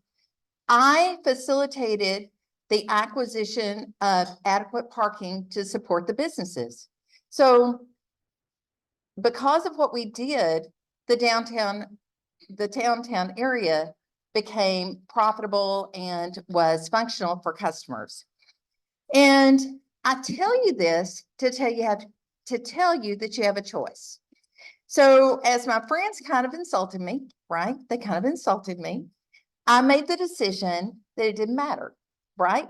My gender didn't matter to me because I knew who I was. Most of my career has involved mostly male workforce, mostly male decision makers. And again, for me, that's not a problem or an issue. And over time, because it wasn't for me, it wasn't for them either. Because I didn't ask for my position because of gender. I didn't ask for my position because I was the next in line. I asked for a position because I was the best person, the best qualified, the person who needed to be in that position. I've worked hard. I've listened. I've learned. I have gone the extra mile to get things done in both the workplace and the community. As my sweet daddy used to say, the impossible just takes a little longer. And we've all embraced the impossible. And if I'm going to talk about my dad, his second favorite saying was, you don't get what you deserve, you get what you negotiate. So as we go about our daily lives, we get what we ask for. We get what we prepare for. We get what we negotiate for. And I encourage each of you to remember, you don't get what you deserve, you get what you negotiate. So over the years, there's been good times, there's been hard times. And remember, I've basically been self-employed since I was 18 years old. 18 years old, I became a business owner on that Main Street. So everybody has always gotten paid before I did. I've learned to be happy, content, and satisfied with little, and happy and content and satisfied with plenty. I've also learned that work-life balance is not something we should just talk about. It's not something that we should say, yeah, that's a good idea, but something that we should work on every day. Be sure and make the time for the things that are important. For me, that means God, country, family, and community. First things first. The Lord is an all the time priority for me that includes a local church family. Not claiming to be perfect, perfectly forgiven, but not perfect. My job is obedience to the Lord. My purpose in life is obedience to the Lord. Now, you may be surprised that the second priority is country, but without a stable country governed by laws that make sense, we don't have freedoms and opportunities that make our family and our community stable. For me, that includes politics. It's always included politics. And while you say you don't like it, well, me neither, right? But all politics is local. And for me, I'm called by the Lord to do what I do to be an advocate for candidates, to be an advocate for causes, to take time and treasure to go all over the country for the cause that I believe in. And for me, it goes back to the first one, obedience to the Lord. I'm supposed to get educated, then campaign for people that share our values, that will lead our country with dignity and strength. In addition to time with campaigns, my sweet husband, Mike, and I share treasure with folks that are willing to serve. Because if they're willing to serve, we ought to be willing to support them in time and treasure. Then we get to family. Everybody loves their family, right? Everybody loves their family. Well, I have something to tell you. You may not know this, but I have the very best, the smartest, the handsomest, sweetest sons and grandsons that have ever walked on this planet. I wake up every day praying for their well-being, for the Lord to convict them to do his will for their lives. Time with my precious husband, sons and grandsons is priceless. I've made time for activities and take their calls. I love to play dominoes with my grandsons. They do not win. It's funny, but when my youngest son was in grade school, the teacher asked for a volunteer for somebody to do something. I don't know, it was some big project. And he raised his hand and he said, my mommy will do it. She doesn't really work. So, yeah. So to him, I didn't really work because I was always there. So I'm going to tell you that that statement warmed my heart then, warms my heart today, to know that he knew beyond a shadow of a doubt that he was the priority. He was the priority over my work activities, my political activities, my community activities. Each of us should remember that there's no do-overs, right? That none of us get to go back and recreate those moments that we thought we didn't have time for. Please make the time. And then there's community. I'm blessed, especially blessed, and I have been for a very long time, to be engaged in communities that believe in giving a hand up. I've served on boards and committees, and those boards and committees have met physical, medical, educational, living needs of folks that need a hand. One of my favorite charities is for low-income folks. It's the Center of Hope. They meet the needs of people while sharing the gospel. Then they help them change their circumstances so they can be self-sufficient. One of their programs is Kingdom Smiles. And Kingdom Smiles fronts the money for major dental work and accepts the patient's payments every month to reimburse Kingdom Smiles at whatever level the patient can afford. So they have this major dental event, which of course is a threat to their health, right? And Kingdom Smiles doesn't just give it to them, but they help them get it and maintain dignity as they had a need that they really couldn't pay for themselves. One of my other favorite charities is Pink Luncheon. We raise dollars from mammography and breast-related services that save lives. There was a sweet lady in my church that reminds me of why we do it. So mother of 3 or 4, I have to stop. Okay, so I'll go to the end. I thought I had, okay, never mind. Okay, so I guess my message today is that, as Kit said, there's no just. And each of you get to make choices about time and treasure, and each of you are difference makers. So I would ask you and encourage you to be a difference maker where you're planted. Thank you so much.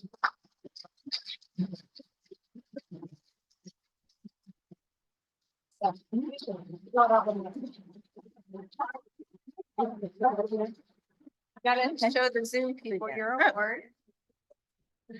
All right, ladies, on 3, 1, 2, and beautiful. So we have had an amazing first half of the program. And let's take a moment and really appreciate Rochelle, Janet, Allison, Jessica, Kit, and Zad for the round of applause.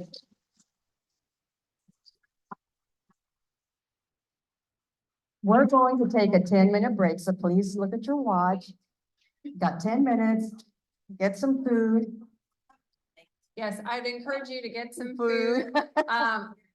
Take a photo at the step and repeat on our red carpet. If you are serving the National Board of Directors, we want Rachel and Kim to get your picture at the step and repeat with our team. And also, to look at my notes.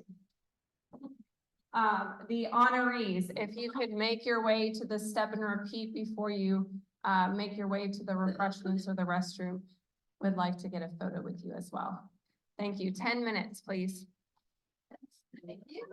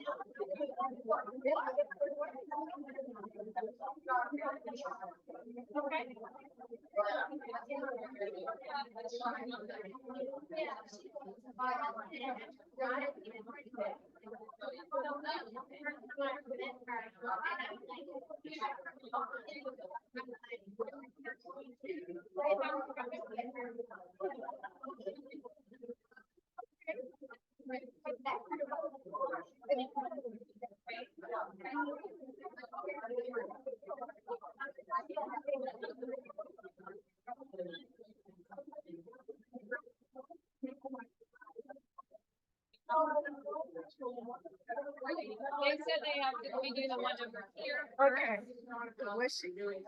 Okay.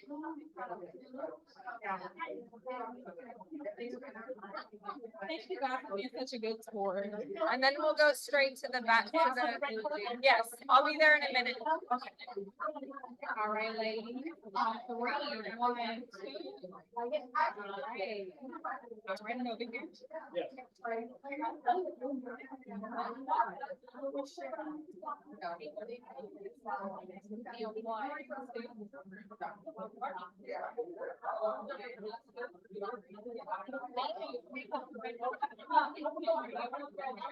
About to go? Yeah. All right, Jennifer, we're gonna do the red carpet.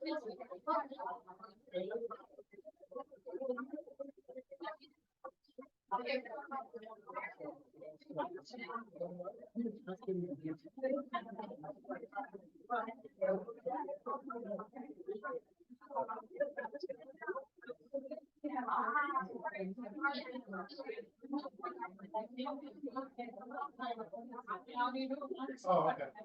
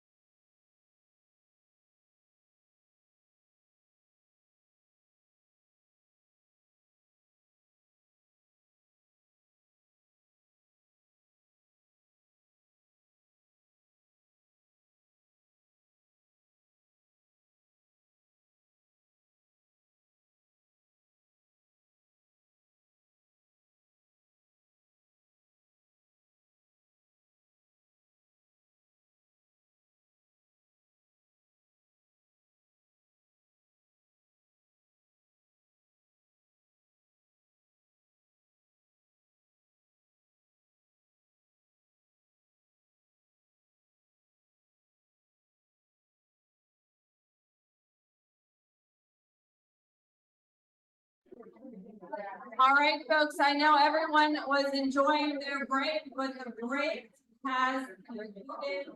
Please make your way back to your seat.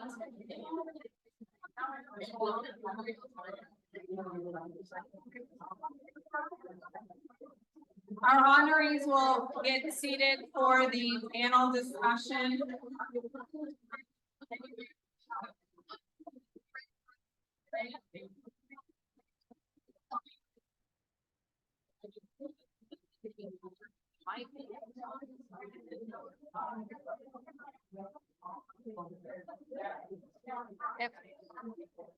If everyone will take their seats, please take your seats.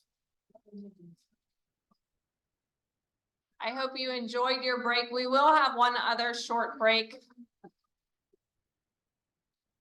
I love hearing all the great conversation and networking that you're having. But it's time for our panel discussion.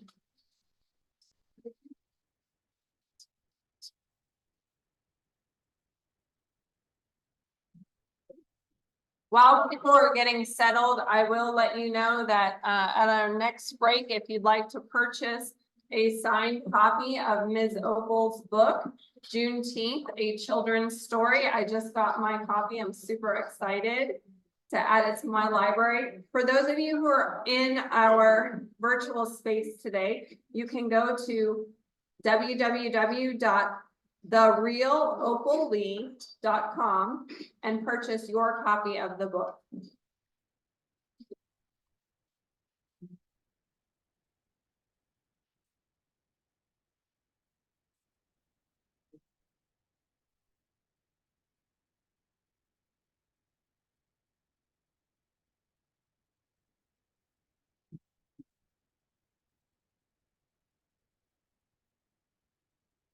All right, we're going to start with Janet Bernstein.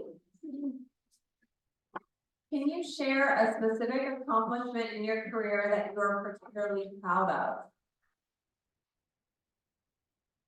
So in the field that I'm in now, when I first started, I was very intimidated because it is a job that involves coaching and pouring into people from the trades, which are plumbers, electricians, HVAC technicians, and roofers. And I knew absolutely nothing about any of those fields.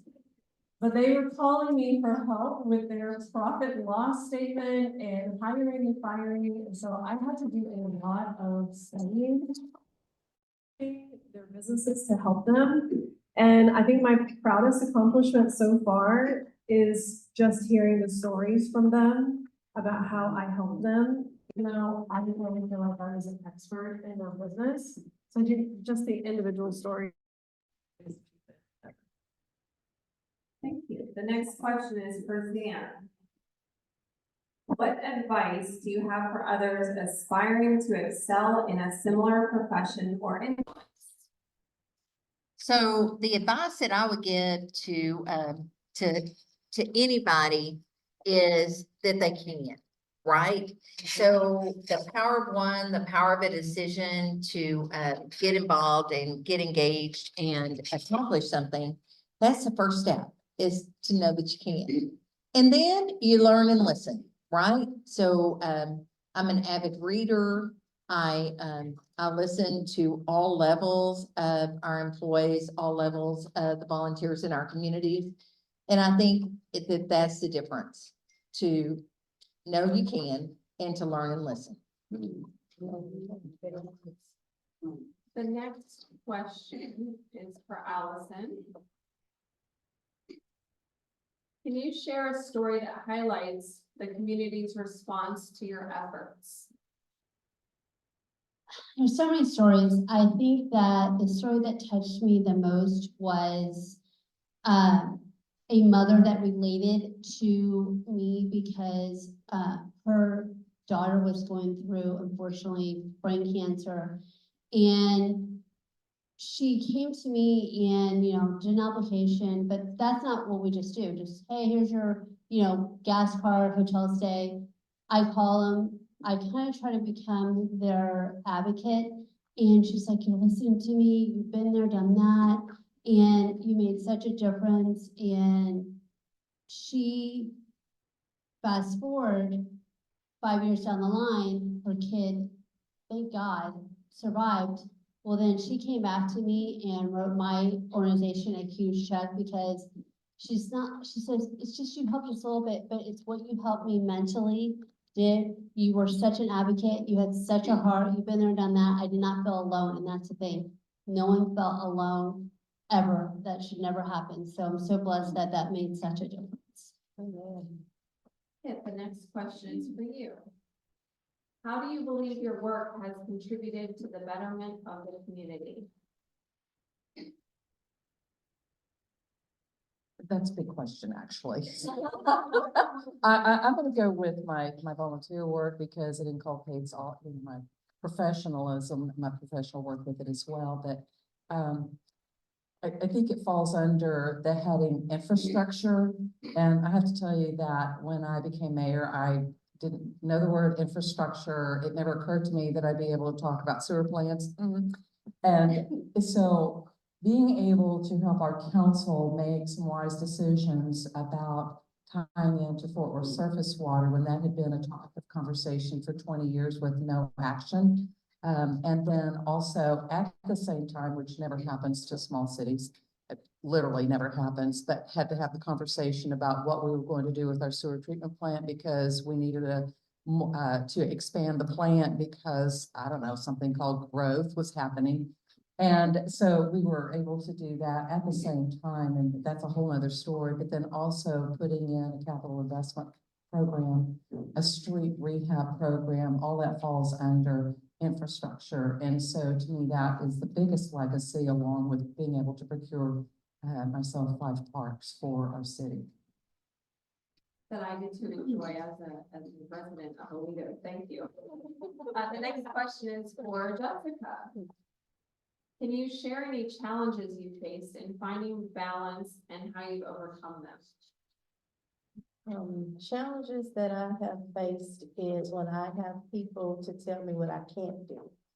And so that's a big challenge for me because I know that with God, all things are possible. And so with that, I'm a firm believer of anytime somebody tell me what I can't do, I'm gonna show you what I can do. Yes. And it doesn't matter how long it's gonna take, it might take me a minute, but I will get there eventually. The next question is for Zan. Describe a project or initiative you've been involved in that has had a lasting positive impact on the community. Okay, so I'm gonna finish that story about the.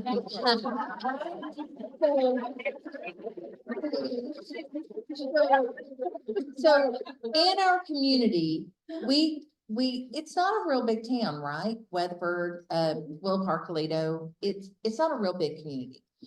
But we bring about 800 people in pink, mostly women, but people in pink, to raise funds for mammography and breast-related services. Every single penny that's raised goes for services, none to overhead, none to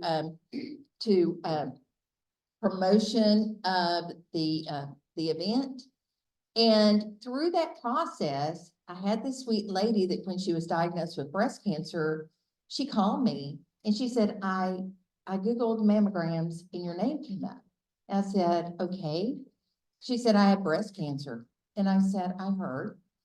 She said, a year ago, I had a lump and I didn't think that I could afford a mammogram. I didn't think there was anybody to help me. And I cried. I mean, I cried because we work every day to make sure that nobody does cancer, that nobody goes without the mammogram, that nobody goes without the biopsy. Nobody does it alone. That sweet lady has gone to be with Jesus. And I was blessed to be in the nursery and to rock her grandbabies and to tell them just what an amazing grandma they had and how much she loved them. She might not have been there, but it was such a blessing through the whole process to pour into those babies. And I hope they understand just how precious their grandma is. Yes. Janet, the next question is for you. Who has been a role model or mentor for you in your career and how have they influenced your journey? So in my new role, one of the things that attracted me most to the company is we have a woman president.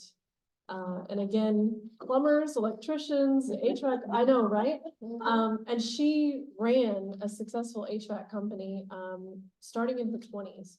And last night was actually her 50th birthday event, which is why I missed the her story. I wanted to clone myself. I'm still working on that technology. But I actually had the honor of talking to her mom at the event who I've never met. And I just said, your daughter is such a powerhouse. Like she has had such an effect on me. And she said, how? And I just said, well, she's fierce and she's determined, but she's polished and understanding. And I just started naming all of these words. Like it was almost like as many words as I could find to share with her. And she looked at me and she said, well, you do know that we actually pray over your entire team every single night. And I said, what? And she said, that's very important to Rebecca, who's our CEO and president, that each of you guys are protected because of the work that you do. Yes. Now, we are not a religious organization of any kind. And this is the first time I'd ever heard that story. And I realized the reason I admire Rebecca so much is she's stepped into a position that I never had growing up, which is kind of like a mom. Yeah. Someone to protect you and to kind of take you in. So I'm really thankful that I have her to look up to and to lean on. Although I will tell you, I've been with this company almost a year and a half. It took me almost a year and a half to actually come out of my shell and get to know her. Because I was very intimidated for such a long time because she was just so amazing. So my advice is if you find someone who you admire, tell them, get to know them and ask them questions. Allison, can you share an experience where mentorship played a crucial role in your personal or professional development? I think that coming from, where I had a, 9-to-5 job, And then starting a charity, you needed a lot of mentors. And there's not just one person, there's many people, many women that bonded with me, that came together. Janet was one of them when I first started my organization. And, you know, it kind of shocks me, you said it took a year and a half to come out of your shell. I honestly, I was floored by that, but I believe you, But, because you're such a personal person, but anyways, thank you. But getting back to, I had so many women that came to me and said, okay, what can we do? And I think that I needed it because I did have a loss of a mom who was with me, did everything for me. And I thought, oh my God, I need someone to support me on this organization I'm doing for my mom. My mom is part of it, of course, every day. And so many women became my mentors, and you know what? We can become everyone's mentors if we want to do that, so. Keeping in the theme of mentorship, Nice to meet you. how do you approach mentorship and what qualities do you think are essential in a mentor? I think listening to begin with is really hugely important in that, but also being able to communicate in a way that whoever you're mentoring can understand. And we all process differently. We all have different experiences, different backgrounds, and so one size does not fit all. And so I've had the opportunity to mentor children, to mentor adults, to mentor others who aspire to run for office. Because advocacy is such a huge part of me and so important. And I know this might be a surprise to you, but I'm passionate about just about everything I do. Yellow. So being able to sow into, for instance, other instructors and help them become all that they can become as a master instructor myself, but also even in my current position with the Greater Association of Realtors. Am I a realtor? No. But I can advocate. I have relationships. I understand what volunteers need because I've worked with volunteers all my life.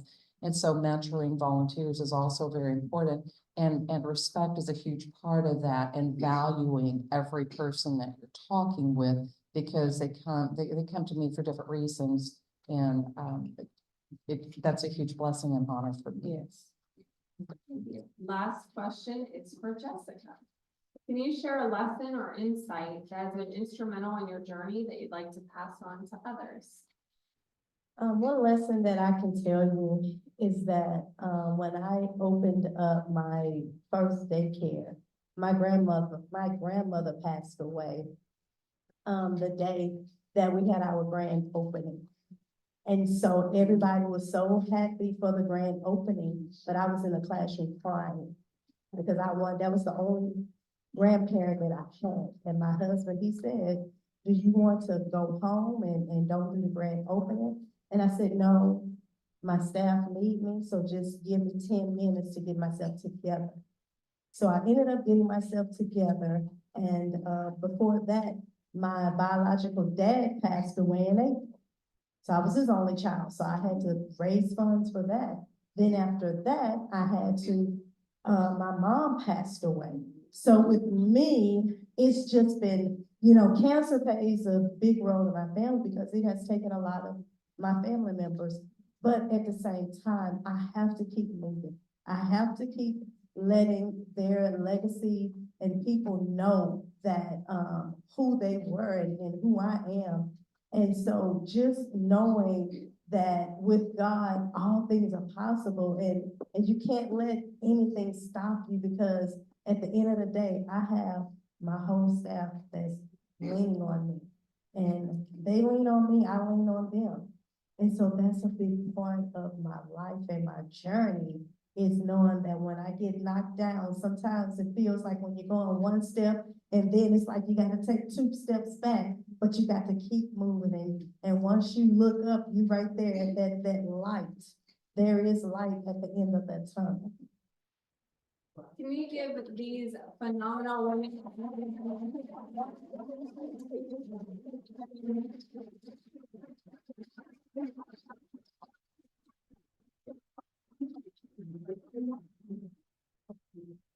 incredible insights. I wish we could have a little bit more time, but we have more exciting things happening.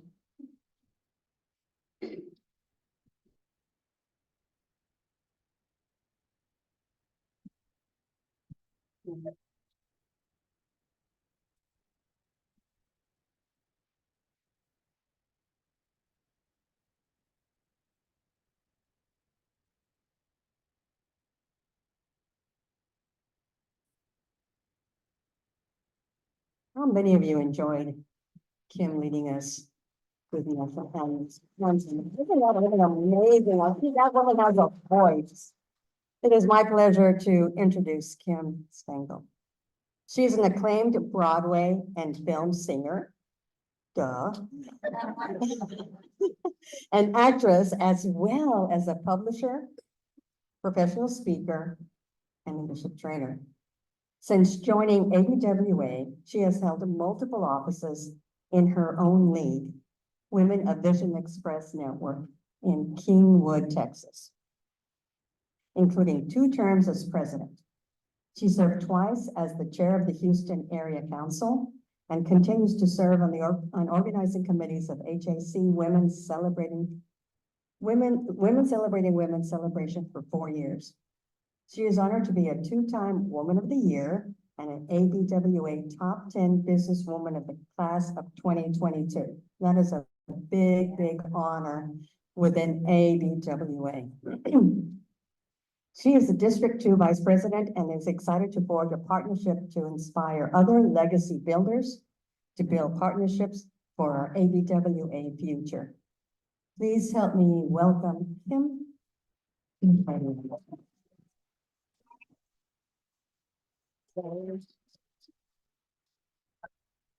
you. Thank you so much.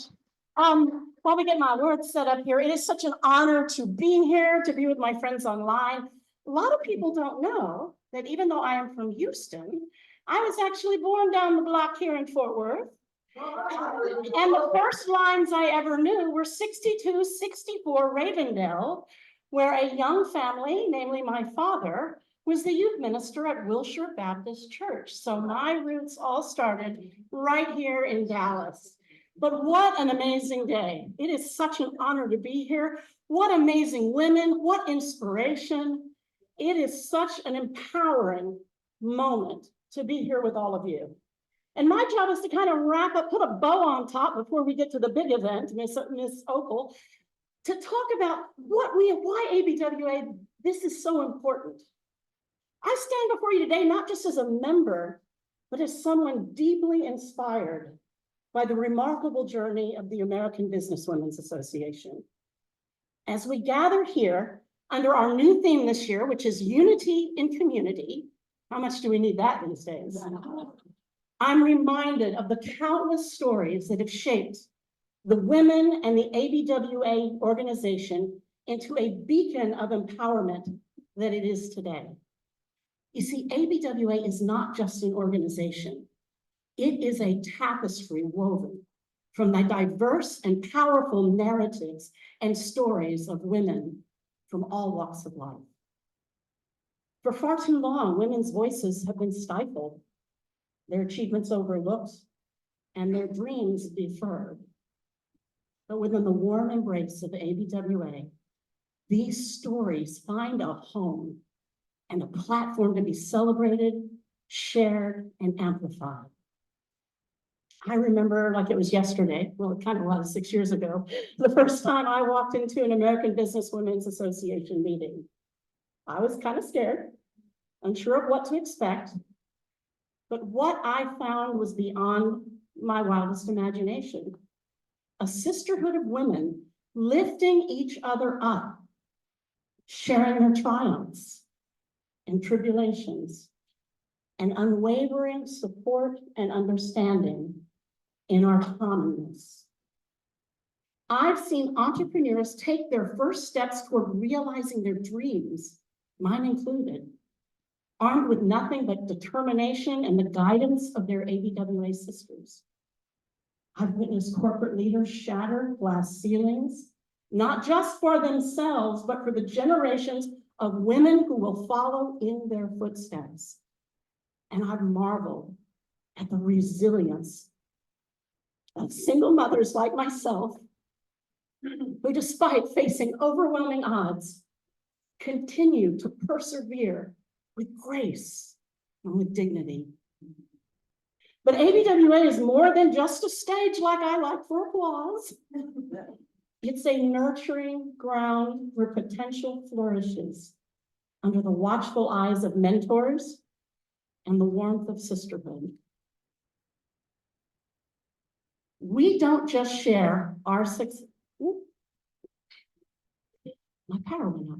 We don't just share our successes here. We share our struggles, our vulnerabilities, along with our dreams. And doing so, we become stronger, more resilient, and more empowered together than we ever thought possible by ourselves. This year's theme, Unity in Community, strikes at the very heart of what the American Business Association's mission is. We understand that our individual brilliance, however dazzling, is nothing compared to the collective power of all of us united. Through collaboration, knowledge sharing, unwavering support, we become a force to be reckoned with, capable of driving meaningful change in our workplaces, communities, and beyond. Imagine the ripple effect of our collective action, even just here in this room today. Each empowered woman becoming an agent of change, inspiring others to reach higher, dream bigger, break down barriers which we need more now than ever. Once seemed insurmountable. This, my friends, is the true essence of unity and community. A symphony of empowered voices rising in unison and shaping the future that is inclusive, equal, and bright. So I urge you all to embrace your role in this grand narrative. Each one of us is a drop that creates a ripple. Share your stories, lend your strengths, and embrace the powerhood of sisterhood. Mentor a young professional, learn from a young professional, advocate for equal opportunities, and amplify the voices that deserve to be heard. Because every woman's story matters. Every challenge overcome, every barrier broken, every dream realized adds another vibrant thread to the tapestry of our collective success. Together in the spirit of unity in community, let us elevate our stories and other women's stories, not just within ABWA, but in every corner of our communities, of our states, of our cities, of our world, as we weave the future where every woman's voice rings out loud and clear, shaping a world that is truly equal, empowered, bright, and infinite. We here at ABWA stand on these principles, and we invite you to join us on that journey, and let us join you on your journeys, because together we can accomplish anything. Thank you very much.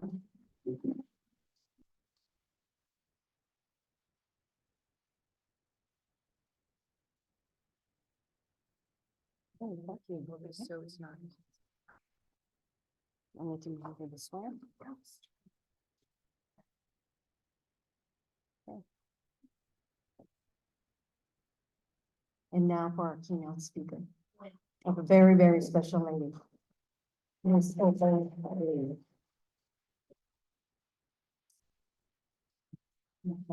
Opal is a lifetime educator, community, and servant leader. Regarded as one of the best educators in the field, she was a teacher at Amanda McCoy Elementary School for 15 years. She also served as a counselor for the Fort Worth Independent School District. until she retired. She gave of her time to many, many community organizations. She was one of the founding members of the Citizens Concerned with Human Dignity, which was formed to assist economically disadvantaged in finding housing in Fort Worth. She also established the Tarrant County Black Historical and Genealogical Society, dedicated to the preservation of the history of the Fort Worth Black populace. Ms. Opal Lee has been devoted to preserving the history and timeline of the emancipation of Texas slaves and unifying effect of understanding that none of us are free until we are all free. In partnership with the Illinois Agency Production, she has developed a full-length documentary that educate viewers on the importance of Juneteenth and highlight her symbolic walk to Washington, D.C. It is a walk that is now an annual event. Opal is highly revered in the Dallas-Fort Worth area and in the U.S. and is known as the grandmother of Juneteenth. Help me welcome Opal Lee.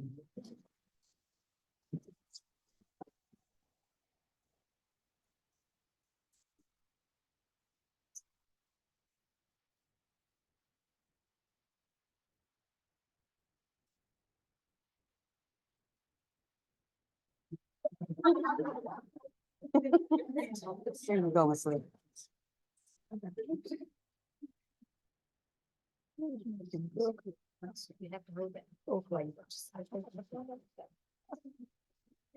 You see, I was coming up here like an old third grade teacher who usually teaches 8-year-olds, and I taught them so long I was beginning to act like them. So I had my stuff, and come on, give me my stuff. You gotta remember, these people are looking at you. They are? Uh-huh. Okay.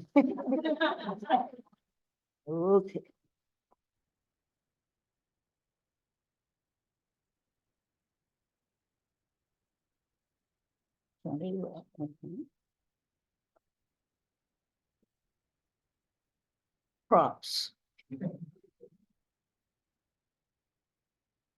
Okay. All right, young people, and you're all young people if you're not 97.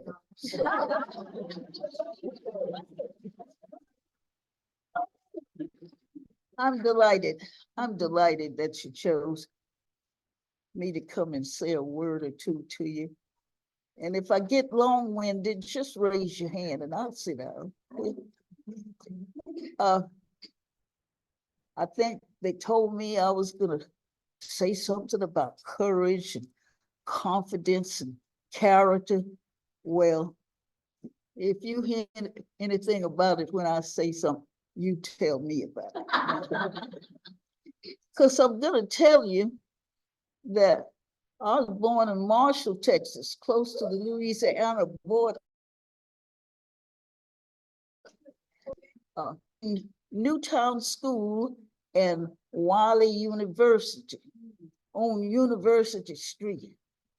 And if I tell you, everybody knew everybody, and if I did something I wasn't supposed to, I got chastised. By the time I got home, I got it again. And you know what? I could climb trees and shoot marbles. I could run. I was able to do all those things until I found out what boys were.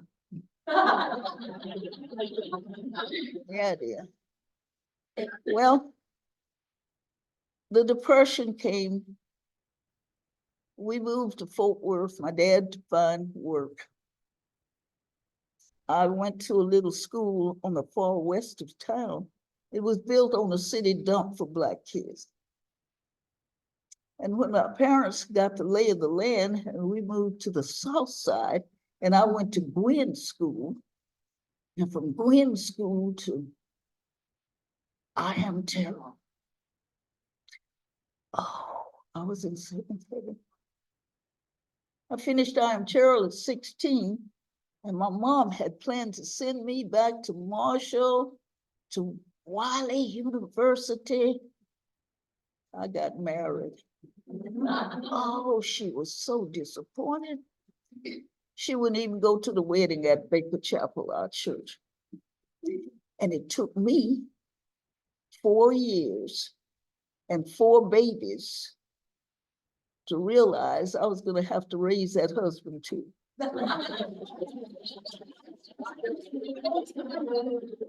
So I cut my losses and went home to my mom and had nerve enough to say, I'm ready to go to college now. And she says, I got no money to send you to nobody's college. And then she said, I'll keep your children. If I tell you, I don't know how many jobs I worked to get that money to go to Wiley. And guess what I did? I spent it. I bought the children a television so she wouldn't have to run all over the neighborhood looking for them. And I went to Wiley without a dime. They put me to work in the college bookstore. I didn't quit the job in Fort Worth because I didn't know what was going to happen.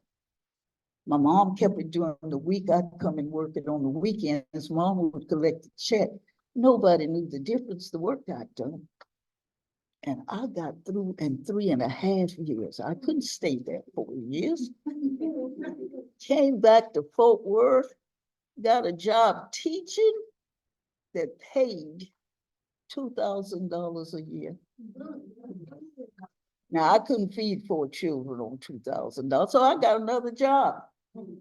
If I was at school from 8 to 3, there'd be a car waiting for me. I'd clock in at Lockheed Martin at 4 and off at 12. I'd still been working like that, but they laid people off from time to time. I want you to know that raising children, having a job, didn't give me much time for the activities that were going on around me. And there were activities. There were marches. There were sit-ins. I didn't get to participate. But I met some of those people. And I want you to know that I spent more than 50 years in the public school. And I'd raised these children. I'd gone to North Texas and got a master's. But I had this itch that there should have been something else I was supposed to do. And so I gathered some friends at church and they gave me this send-off. And I decided I was going to walk from Fort Worth to Washington, D.C. They didn't tell me, but they thought I was crazy. And so I left that church walking September 2016. And I actually got to Washington January 2017. Mind you, I did not walk 1,400 miles. People were so nice. And somebody had promised me an RV, but they decided what I was doing was too political, and they kept the old RV. But I didn't miss a beat from, Fort Worth to Arlington to Grand Prairie to Dallas and Joplin. And when I got down to Marshall and into Shreveport, and somebody carried me from there to Texarkana and somebody to Fort Smith. I ended up all over the place. I did. And I was Chicago, St. Louis, Well, when I did get to Washington, and I had asked President Obama to walk with me from the Frederick Douglass House to the Capitol. He was in Chicago. It didn't happen. But P. Diddy helped me get 1,500,000 signatures. And we carried them to Congress, and we were prepared to take that many more when we got the call to go to the White House. That President Biden was signing Juneteenth into law. I tell you, I could have done a holy dance, but the kids say when I tried, I was twerking.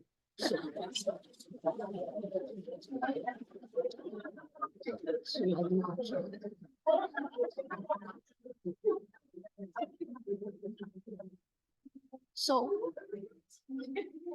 you get, so you've done all these things, but there's so much more that has to be done. I mean, you look at the joblessness and homelessness and healthcare that some people can get and others can't. Climate change that we are all responsible for.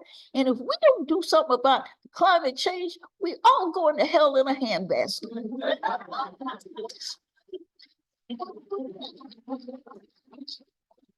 We have work to do. And so I'm going to ask you to make yourself a committee of one to change somebody's mind. You know people who aren't on the same page you are on. Change their minds. Not going to happen in a day. You're going to have to work at it. But if people can be taught to hate, they can be taught to love. And it's up to you.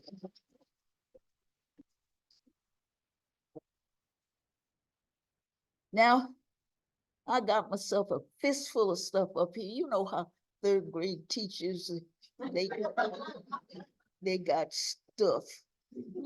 And so I want to share with you that we are going to put the National Juneteenth Museum in Fort Worth.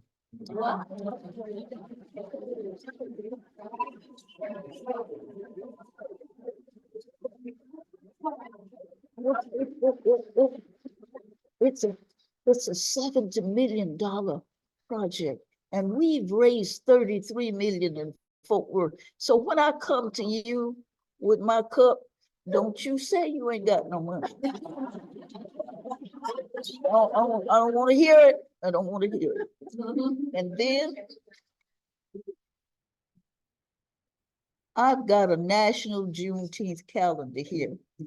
And if you want it, leave your name and number with my granddaughter, and I'll get it to you. It's Black History 101. You need to know it. Here, this ought to be in everybody's classroom. Everybody's. Because right here, if the children are taught, or if they are shown that if they follow this path all the way up here, there's so many places they go, they end up, number one, they got peace of mind. And then they got some financial advantages. And some of them are going to be prodigies. And there are opportunities for freedom and investment. But now if they follow this one, they're going to end up in jail or in the graveyard. And the kids need to know that they have a choice to make. So Petrie puts this thing up, and I want y'all to find it and do something about it and get it. I wrote a book. It's called Juneteenth for Children. And I think my granddaughter brought some with us, so you can come and get them. Yeah, you can. Here. I tell you, oh, that's what I'm supposed to do. No, you're fine. You're just fine. This I do what's called Opal's Walk for Freedom, and it's catching on.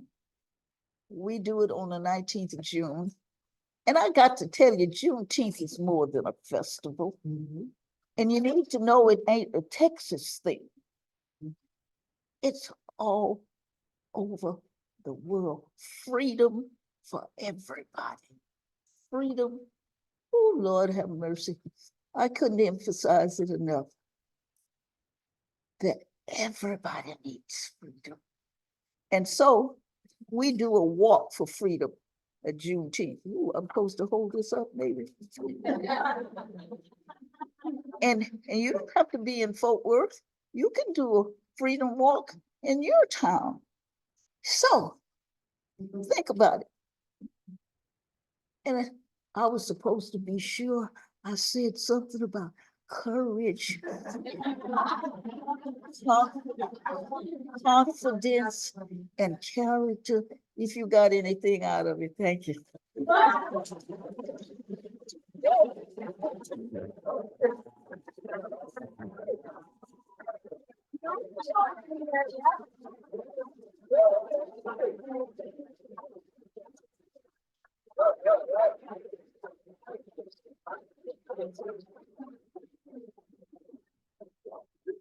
All right, 1, 2, and 3.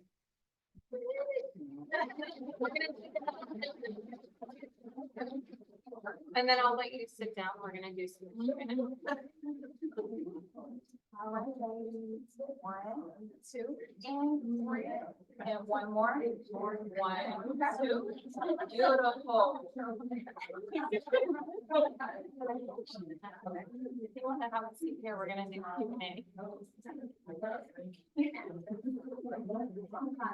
And remember this, I'm everybody's grandma. But some of you by another mother. You want to go ahead and.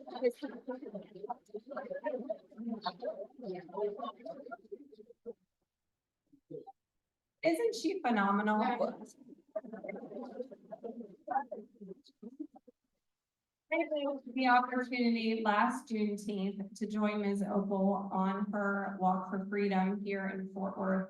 And it was an amazing experience. Thousands of people, families, friends, people of all races, ethnicities, backgrounds, all walking together in really hot temperatures.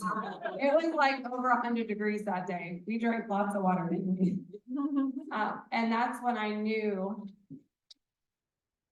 that this amazing woman had to be honored by us with this Lifetime Achievement Award. By her impact, her so inspiring and so funny. I told someone earlier, I said, I aspire to be you when I'm 97 years old.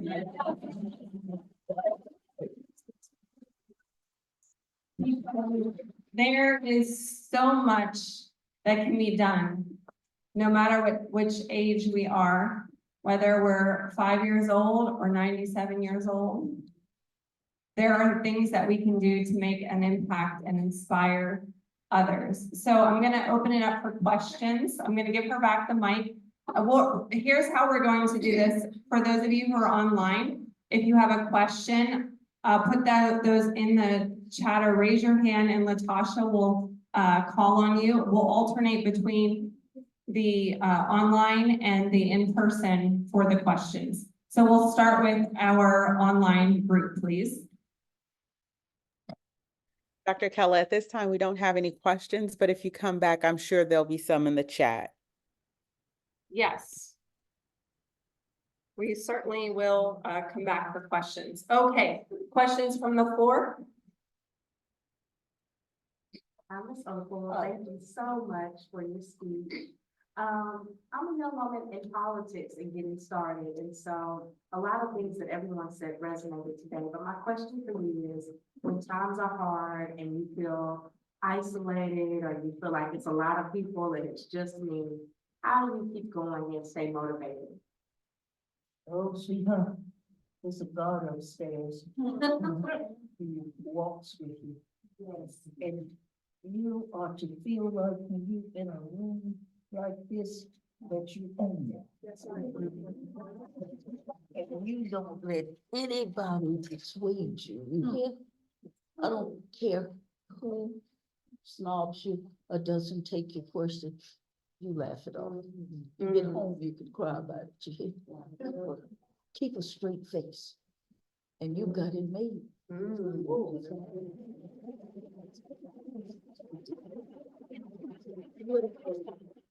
From the online audience? Yes, we do have a question from Miss Janice Hall Fowler. Hi, I want to acknowledge Ms. Opal Lee, and it's such an honor to hear from you today. My question is, when you had 4 children and you decided to go on to college, how did you manage to make that decision concrete? Because often women will want to do it, but they just say, well, maybe later. So what was the deciding factor for you at that time? Sweetheart, I took all of them with me. I had 3 who were freshmen and 1 in the laboratory school. And an old car that you had to put chewing gum on it sometimes. We made it. We did.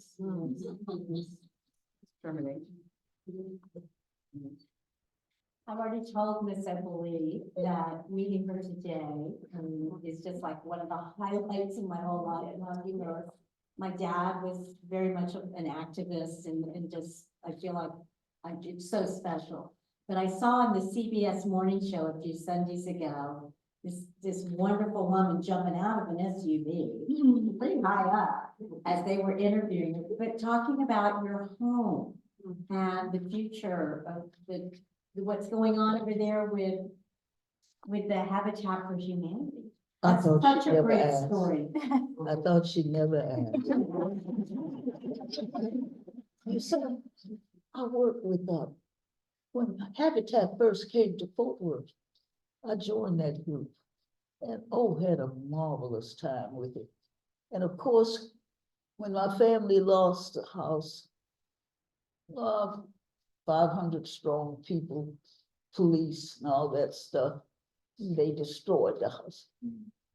But the land, I worked tirelessly to find out who owned the land. And finally, I found out that Habitat did. I went to Habitat to buy it. They wouldn't sell it to me. They gave it to me. Wow. So I'm gonna put a house on it for sale. Habitat has decided to put a house on it for me. Oh, and it's to be up and ready 2025. And do you know that it's gonna be sooner than that? Only yesterday, I went to Dallas where I had to pick out the faucets and the floor and the tile. You don't know about a happy camp. You just don't know how happy I am.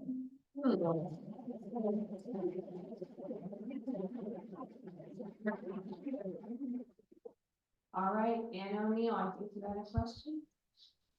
Hi, Miss Opal. Thank you for the great information. My name is Ann O'Neill and I hail from Georgia. And I have a question for you. If you had to give yourself advice to the younger you, what would it be today? Oh, young people, if I haven't said it already, this is your world. This is your opportunity to make a difference. We don't have guns, but you young folk got some sharp minds. And so you're to use them. I know you want to have fun, but for God's sake, get your education. You know, you don't have to get married now. You can wait, the girl's gonna wait, the fella's gonna wait. But get your education. I can't stress it enough for you to be able to help somebody else and yourself. Education, education, education. And then I'm gonna tell you, vote.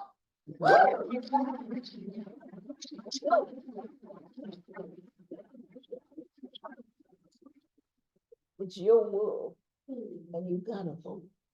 You gotta get people in who are going to make this the greatest country in the world. It's up to you.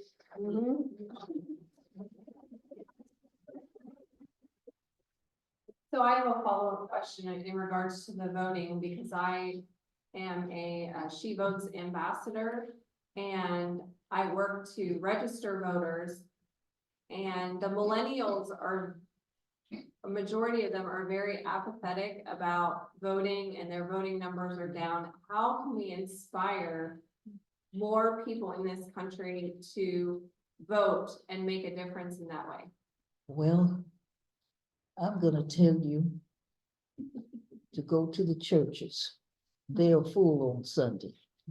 You ask that pastor, if you can't ask the memberships how many of them are registered and how many of them aren't, and you register those that aren't, they are there. And you can put your hands on them all in a group. For heaven's sakes, get people registered to vote. It's left up to us to do this. I don't know anything else to say. I know the schools are doing it with the seniors. When they come out of high school, they've got to have to register to vote, just like they want to go get a license to drive a car. They got to get registered to vote. So be sure you register people. Don't leave it to somebody else. The one sitting on it this side in church, find out if he's registered to vote. And this one over here, if he already has a voter register card. Shucks. Okay, any other questions from the online? No, no more questions. Laura looks like she had a question. Laura, do you want to unmute?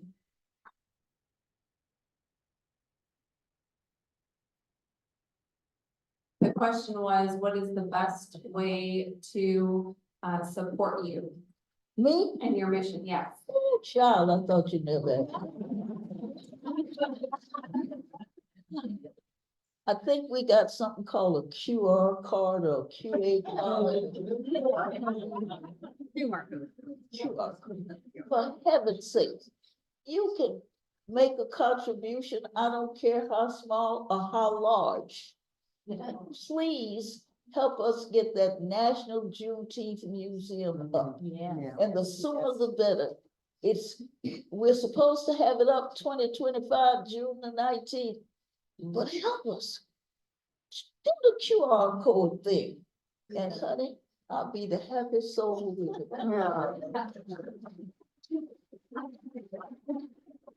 Well, Ms. Opal, thank you so much for sharing all your wisdom. Man, my question I guess for you is, how in the world do you do so much? I feel like I'm so slow. And I just wonder how you do so much. You have all these projects that you do. How do you do it? Sweetheart, I go to bed with something that needs to be done. I wake up with something. There's always somebody that you can help. If you don't do nothing but smile at a person, if you help the lady who's got all them babies, help her while she goes to the store. Keep the kids. They might drive you crazy, but hang on to them for a while. There are so many things you can do to help. And I just want you to know that you are the ones, you really are, to get us out of the quagmire we're in. You can do it. And old people have some knowledge that you can use. And there are pitfalls they've overcome, and you don't have to go through the same thing they did. We are all sitting in rocking chairs waiting for the Lord to come forth. He gonna have to catch me.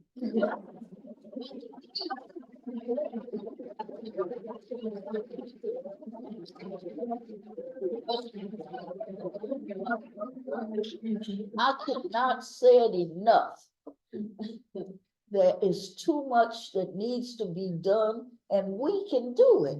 Yes. We don't have to wait on somebody to tell us what to do. You see what's happening. You can volunteer.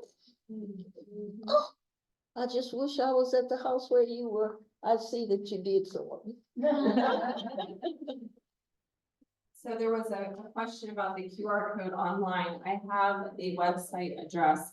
It is nationaljuneteenthmuseum.org, nationaljuneteenthmuseum.org. Any more questions from the online audience? All right, any more questions? We have time for one more. Oh.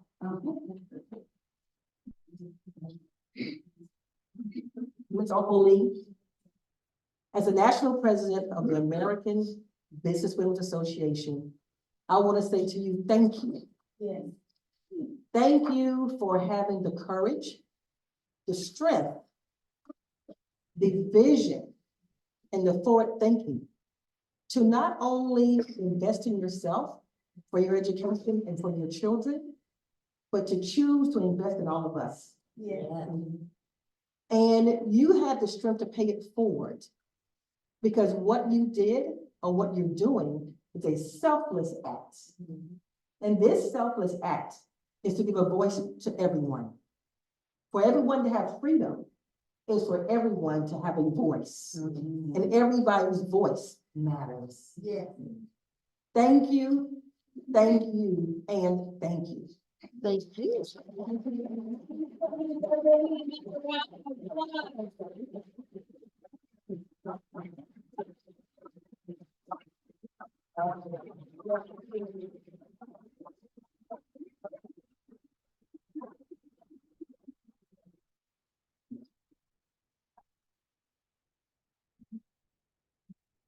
So again, Just realize that I'm your grandmother by another mother.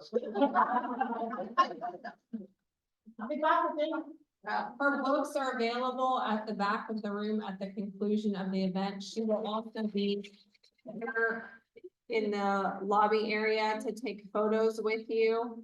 So we'll make sure that happens. Again, those of you online can purchase her book at therealopallee.com. One thing I encourage you to do as we leave today is to write down an action plan. How will you use the information that we learned today? How will you apply these inspirational stories to your life?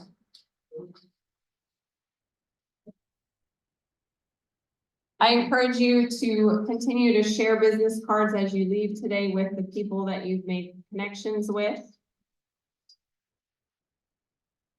We're all about learning in ABWA and educating ourselves, and obviously our school teacher in the back would agree that education, education, education. We have national scholarships available right now. If you go to sbmef.org, you can check out a number of our national scholarships, and I've highlighted a few on the slide that are open to Texas residents. Even if it's an out-of-state opportunity, I know you know people outside of Texas that you can share these amazing scholarships. Here at Outlook Positive Express Network, we have a $2,000 outright grant opportunity that we're currently taking applications for, as well as our business skills tuition reimbursement, and that's a members only opportunity. We have some upcoming events. Did everyone have a good time today? We invite you to continue to connect with us and take advantage of some of our great programs. We have how to use the power of your story to transform your business. But Monday, February 19th, 5:30 p.m. We are doing a service project. If you attend, you can bring us socks, hats, and gloves for the homeless population. We also have a Zoom option. Bloom and Blossom, Women in Business Garden Tea Social is almost sold out. So if you want to attend, make sure you get a ticket for that. These are all on Eventbrite. March 7th, Shamrock Networking at Four Choices in Carrollton. That's a free event. March 22nd, 23rd is our virtual conference event. Lots of professional networking and learning with people all over the country. March 26th program is going to be at Three Nations Brewery. The topic is TBD. So I'm so excited to hear what that's going to be. April 6th, join us at the Selfie Studio. Tell all your friends. They have an amazing setup at the MONL Studio. They have about 30 different areas that you can take selfies, and it's going to be a great way to promote your business and have a good time. May 18th, our wine fundraiser, and then September 13th through 15th, we'll be back here in the DFW for another big celebration with our national guests for American Business Women's Day.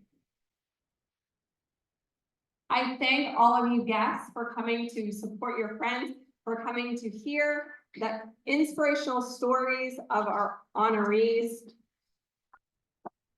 Follow up with the person who invited you, or any of the ABWA members that are in the room can answer questions, or contact our VP of Membership, Nanelle Mobby. Wave your hand, Nanelle. She's in the back of the room. Connect with the members you met today. We are about creating relationships, and we want to continue to foster that relationship with you. If you want to learn more about ABWA, you can scan the barcode here or the one in your program. Thank you to our sponsors, Robin McCoy. Program. Art Done Photos. Classic Imagery Photography.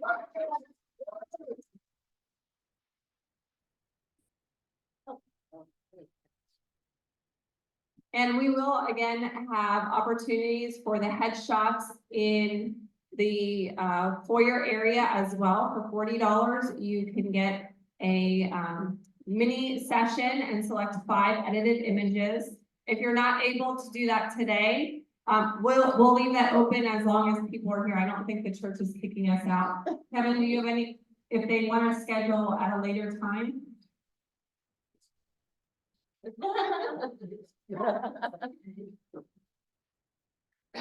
I'd be best secret for the day. Your online audience can see you. Oh, I thought you set me up. Thank you very much. My name is Kevin Watkins. This is Tiffany Miles, Classic Imagery Photography, based out of New York, but we're in Dallas now. Okay. And so anyway, Kelly invited us to come to you guys' lovely event, and we enjoyed it. We've met some of you. But anyway, just real briefly, I wanted to say we're doing headshots for those that want them for your professional business cards, your social media platforms. We're doing that right out here. But for those that, if you don't have time or you can always contact us at www.classicimageryphotography.com. We have a sheet out there if you want to leave your contact information, that way we can send you a business card online. But we do sports photography for those of you who got kids, student athletes in your family. That's our sports photographer. She'll come to their game, shoot them. We do that. And of course, all of the types of photography also. So keep us in mind when you have a function like this, or when you have anniversaries, weddings, blah, blah, blah, all of that type of thing. Just keep us in mind. Thank you.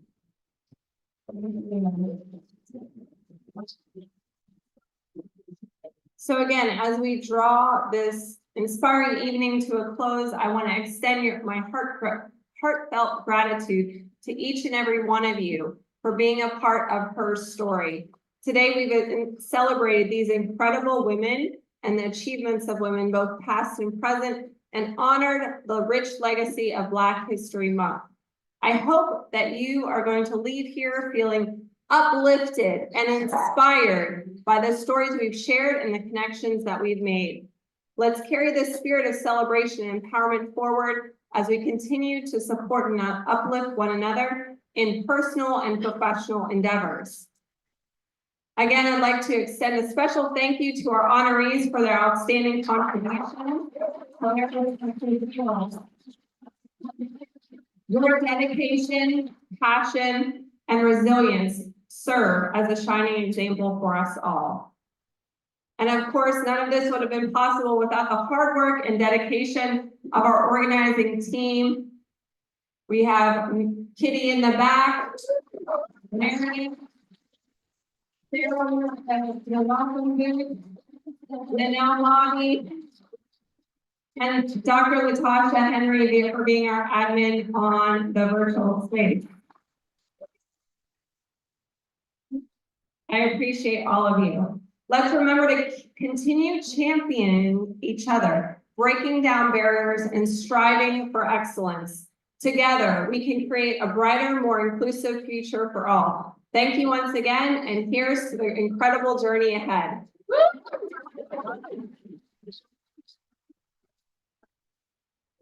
I'm going to go ahead and leave this open. So if you guys want to continue to network, feel free. Stella, can you check my message?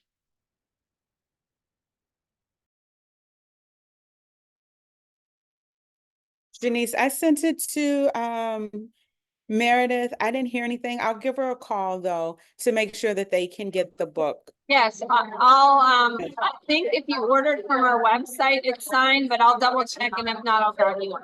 Okay, thanks. Thank you.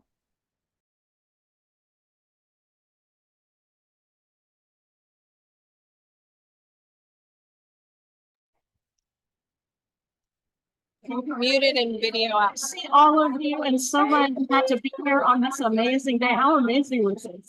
Oh, it was awesome. Awesome. It's such an exciting, and can you imagine this is the first one? Can you imagine what it's going to be next year? So I'm definitely going to be here next year. So great to see all of you. Great job, Kim. Yeah, good job. Right, ladies, signing off. Have a great one. Yep, you too. Have a great weekend, Thank everybody. you, Dr. Henry. Thanks, You were an everybody. awesome narrator for us. Thank you. My pleasure. Have a good one, you all. Happy Bye-bye. weekend, everybody. Bye-bye now. Bye.